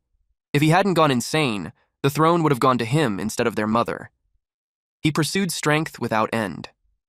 Unsatisfied with Beast God Fist art alone, he even turned to all kinds of heretical methods. In the end, he went completely insane. And Gerard's insanity was a disaster itself. Hundreds of lycanthropes were sacrificed just to subdue him. Still, it was fortunate that everything ended within the palace, so they were able to bury the incident internally. Felicia clarified if what is saying is that a dangerous person was wandering around. Caitlin shared that according to the report, Gerard seemed to have headed east. Chris assured them that he already lost half of his aura in the last battle, so there was no need to worry that much. East was in the opposite direction from there. Shutra asked how he escaped. Chris answered that they were still investigating, but it looked like he had help from the outside. There was a sub even from Night Saga when the player played Zephyr Ragnaros. It was to free Gerard from the prison to weaken the lycanthropes. It made Shutra wonder if that had been triggered. At nighttime, a man was being choked. A rugged man advised him to speak if he wished to live. This man had already killed the others. He wanted to know where the moonlight herb was. Shutra was confused. He didn't know where he was. Conquest appeared before him. He asked her what was going on. She pointed toward a black hole behind him. When he looked closer, he saw someone inside it. He immediately recognized the figure. It was Famine. Suddenly Shutra jolted awake, gasping for breath. He couldn't shake the image of that black aura. The hostility he felt from it lingered, leaving him deeply unsettled. Worse, he couldn't understand why the name Famine kept resurfacing in his mind. Before he could think further, Karak burst into his tent with urgency written all over his face and announced that he had bad news. Shutra demanded to know what it was, and Karak frantically reported that an enemy had broken into the camp. He described a man with a long scar across his left cheek, radiating strange black energy, slaughtering soldiers with his bare hands, no weapon in sight. Shutra already knew who it was from that description alone. It was Gerard Moonlight. Chris and Caitlin had already seen the devastation left behind in the camp. Shutra and Karak rushed over to join them. Shutra was confused. Gerard was supposed to have fled east, yet here he was. He couldn't understand why Gerard had come back. He demanded the truth. He pressed them for the real reason they had come here. Caitlin finally revealed it was because of the Moonlight Herb. Chris was surprised that she spoke up so openly. She explained everything. Their true objective had always been the Moonlight Herb. They had only learned about Gerard's prison break afterward. The herb was a rare medicinal treasure that bloomed once every 100 years, one of the lycanthrope's most prized relics. It was a consumable item with an absurd effect, powerful enough to pull someone back from the brink of death. In Night Saga, it was an item obtained by defeating either Chris or Caitlin. Now it made sense why Gerard was here. He was after the Moonlight Herb to restore the aura he had lost, nearly half of it. Suddenly, a golden light illuminated the sky. It was Felicia's magic. The opposite side of the camp had already turned into a battlefield. Felicia raised her staff and unleashed a towering wall of fire. She was clearly exhausted. Even so, Gerard forced his way through the flames. Felicia's heart sank. She thought this was the end. But at the last moment, Shutra arrived and hurled his shield straight at Gerard. He asked her if she was all right. The impact forced Gerard backward. Chris and Caitlin immediately followed up, leaping toward him. Gerard recognized them at once, Elaine Moonlight's children. He steadied himself and raised his arm. Caitlin ordered him to surrender quietly. Instead, he sneered and said he had inherited their mother's will. She hesitated for just a moment, and that was enough. His punch sent her flying. Chris rushed toward his sister in panic. At the same time, a wolf soldier crept up behind Gerard. Gerard caught it by the throat. He drained it dry. Thick, black mist was ripped from the wolf's body. Shutra felt a chill run down his spine. The wolf's eyes turned pitch black as the dark energy continued to pour out. That's when Shutra understood what that black energy truly was. It was famine. Once Gerard was finished, the wolf soldier completely vanished. He slammed his fist into the ground, shattering it and throwing Chris off balance. The black mist surged forward and struck Chris directly. Shutra couldn't believe what he was seeing. In Night Saga, Gerard was never this powerful. After such a long imprisonment, his body should have been completely ruined. Gerard noticed Shutra's moment of distraction and mocked him for it, saying he had some nerve. He grabbed Shutra by the throat. Shutra struggled desperately, using every ounce of strength to break free. Gerard smothered him in black mist and whispered for him to dry up. There was sudden movement. It was Chris. He struck Gerard from behind, forcing him to release Shutra. Shutra screamed as pain tore through his body. Gerard turned, ready to counterattack. Chris stopped him, reminding him that he was his opponent. Chris lunged forward, his body engulfed in raging blue energy. He slammed into Gerard with crushing force, driving him into the ground as the impact shook the area. Gerard blocked the barrage and mocked him, saying he didn't even greet his uncle first. Chris roared at him to shut up. To him, Gerard Moonlight of the lycanthrope royal family had died 20 years ago. What stood before him now was nothing more than an escaped convict. Shutra summoned a golden dagger. He activated under the king's banner on Chris, catching him completely off guard. Chris felt a surge of exhilaration. Power flooded his body, and he wondered if this overwhelming strength truly came from Shutra's magic. Energy overflowed through him. Gerard immediately noticed the change in Chris's movements. At the same time, Caitlin, also empowered by Under the King's Banner, slipped behind him and landed a solid punch. Gerard groaned as the blow connected. Chris followed up instantly with another strike. Felicia and Shutra watched from a distance. The battle moved so fast that only streaks of light remained. Felicia admitted she couldn't see anything and asked Shutra what was happening. He calmly replied that Chris and Caitlin were winning. They attacked in perfect sync, forcing Gerard to block with his forearms. For the first time, he acknowledged it. They truly were Elaine's children. With that realization, he decided there was no reason to hold back anymore. He released his wolf form. With massive wolf-like hands, he grabbed Caitlin by the head. He dodged Chris's incoming punch while dragging her along. Then he slammed her into the ground. Chris's face drained of color. Caitlin was badly injured. Rage boiled over, and he swore to kill Gerard. Gerard answered by slapping him aside. The blow sent Chris crashing through several trees before he finally hit the ground. The moment he landed, Gerard leapt after him. The white suri flared with brilliant light. Shutra blocked the attack with it, then he called out to Karak, summoning the king's knights. Jared instantly turned and intercepted Karak's axe. Shutra focused power into his fist. He pulled it back, golden energy compressing tightly as he prepared to strike. Then he unleashed his technique, gigantic piston. Jared endured the hit. He retaliated with Beast God Fist secret art, Wild Wolf Fist strike. The collision sent Shutra flying. The sheer force made it hard for Karak to stay on his feet, panic setting in as he looked toward the prince. Eventually, Gerard's aura settled. He looked pleased. He hadn't expected Shutra to stand again after taking a Wild Wolf Fist strike. Suddenly, Shutra coughed up blood. Gerard stepped toward him, killing intent clear in his eyes. But Shutra stopped him. This time it was his turn. He unleashed the same technique, Beast God Fist secret art. Gerard froze in shock. The attack struck him head on. Shutra saw the notification appear. He had learned Beast God Fist secret art, Wild Wolf skill. It was finally time for Gerard to taste his own power. Gerard groaned in pain. He couldn't understand how that bastard knew the wolf fist strike.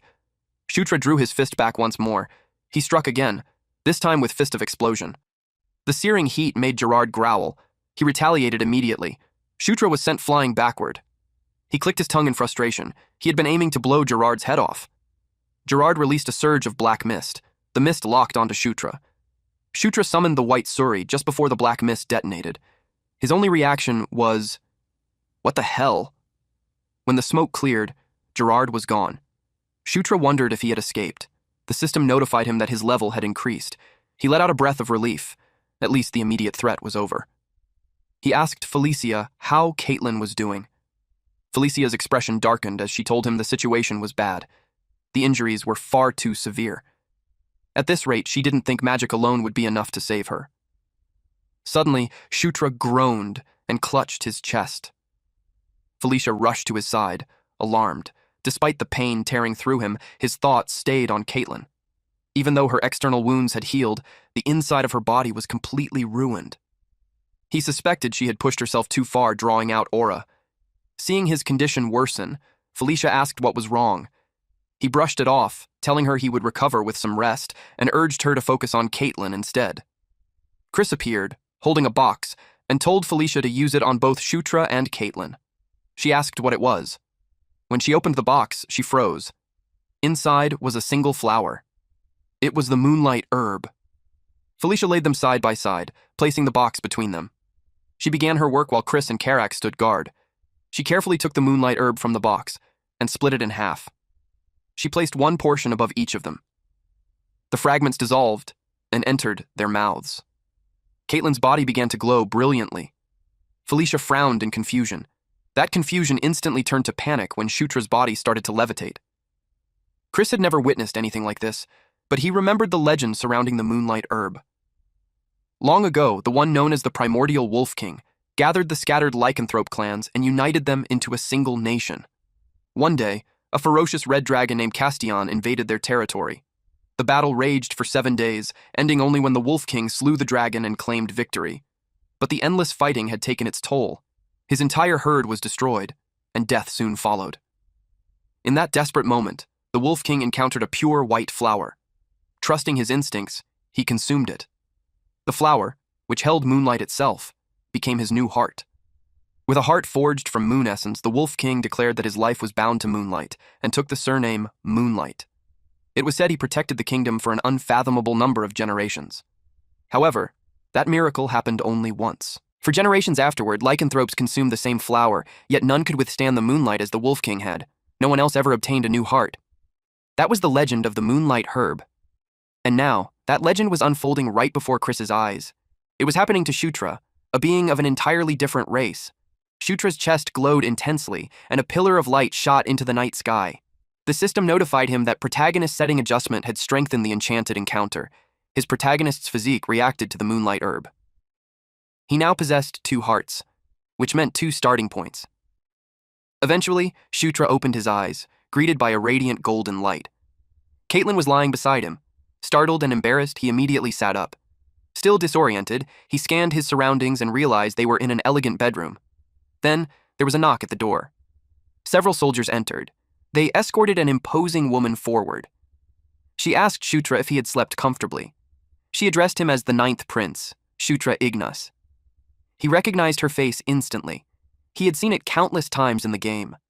She was the fourth queen, Elaine Moonlight, queen of the lycanthropes and the biological mother of Chris and Caitlin. She told him she had heard her children survived because of him and asked how she should repay such a debt. Shutra answered honestly that it was nothing. He had only done what he should. She told him not to be modest. What he had done deserved recognition. He thanked her. Then, without further pleasantries, she went straight to the point. She asked him directly whether he intended to become the Demon King. Shutra was confused by her question. She quickly realized that the thought had never even crossed his mind. Given his position up until now, that reaction made perfect sense. Still, she pointed out that his circumstances had changed and that he needed to start thinking seriously about it. She advised him to consider every action carefully from now on and to think about which choices would benefit him the most. Shutra learned that he had been unconscious for 4 full days. Greenwind was the one who told him. She added, almost casually, that she had stayed by his side the entire time. Now that he understood, he urged her to continue explaining the situation. They were currently staying in a villa reserved for the lycanthrope royal family. The reason he and Caitlin had been placed in the same bed was to maximize the healing effect for both of them. Shutra asked what she meant by that. Greenwind asked if he truly didn't remember using the moonlight herb. Shutra was stunned to learn that he had consumed it. He immediately confirmed it through his status window.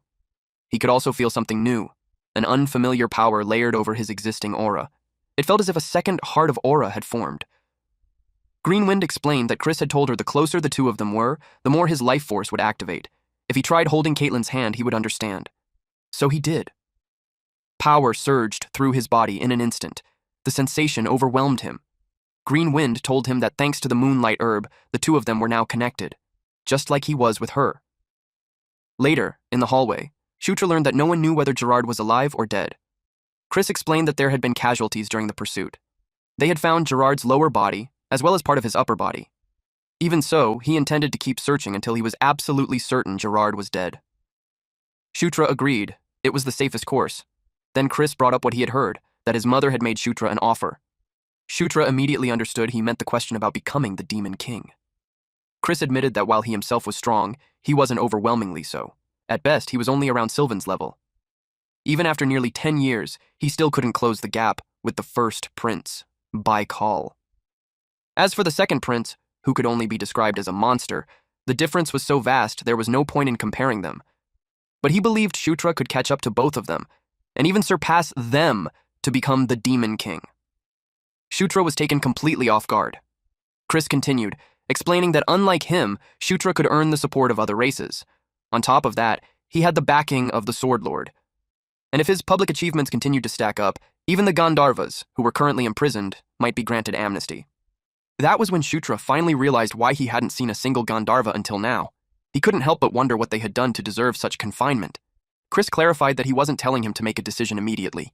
He only wanted Shutra to think about it because the she's thought earlier. The huge difference between giving it some consideration and not thinking about it at all. Shutra stared out the window, silently contemplating the path of becoming the Demon King. Meanwhile, a carriage moved through the night.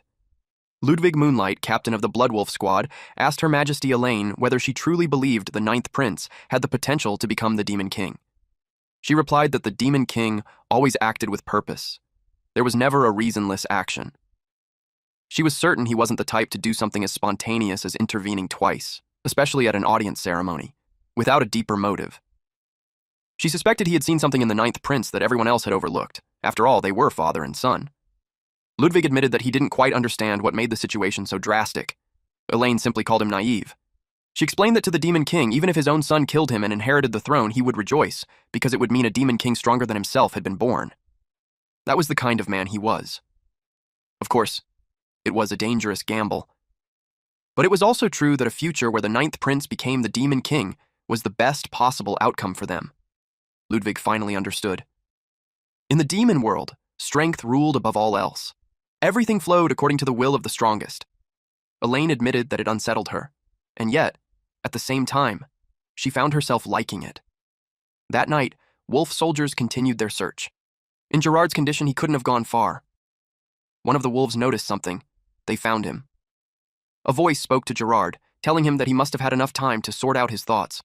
A shadowy figure asked whether he would accept. Gerard placed his hand on the ground. Black mist erupted outward, washing over the approaching wolf soldiers as he ordered them to dry up. And just like that, he had defeated all of them. Since he's in a desperate position, in the end, he agreed to accept it. The mysterious figure smiled, revealing sharp teeth. It declared that it was time to begin again, to reach an ending different from the one before. A few days later, Caitlin finally woke up. Because of Gerard, Chris returned to the main palace. The very next day, they set out for the spider forest to find Amita.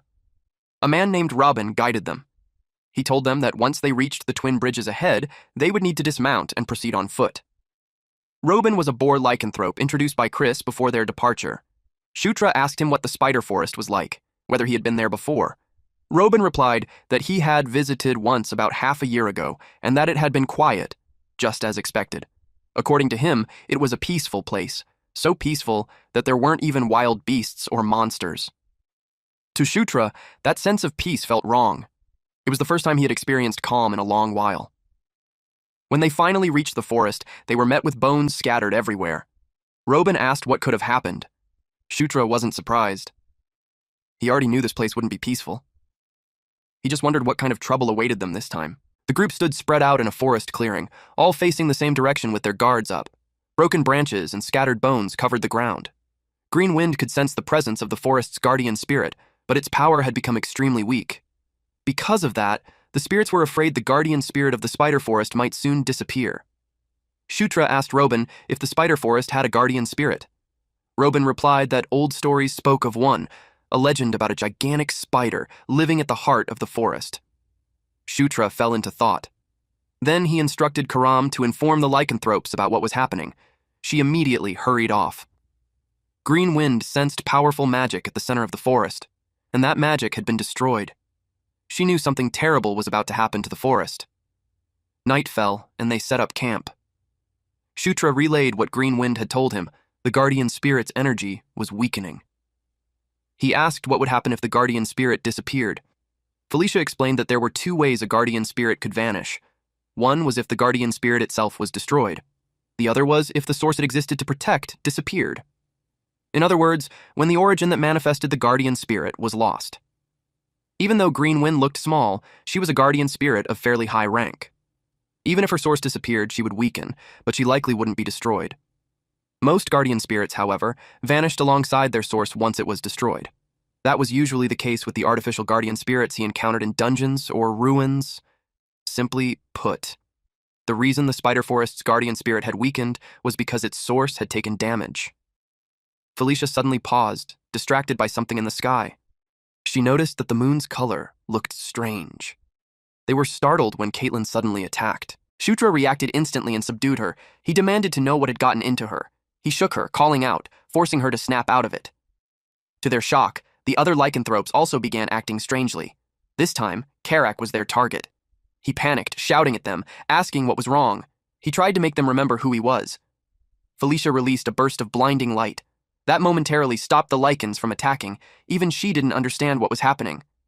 Daphne spoke up, explaining that it was the spirit of madness. She cast a spell. The purple mist covering the lycanthropes was stripped away. They collapsed, unconscious, to the ground. Shutra checked Caitlin and confirmed that she had returned to normal. Karak demanded to know what had just happened. Daphne explained that they had driven the spirits away for now, but it wouldn't last. They had to find the source as soon as possible. A sudden loud sound shook the area. Karak asked what it was. Daphne told him that the defensive barrier had fallen. Something serious was happening over there. Green Wind warned Shutra that illusion and reality were beginning to overlap. The spirit's power was so overwhelming that it was becoming impossible to tell what was real anymore.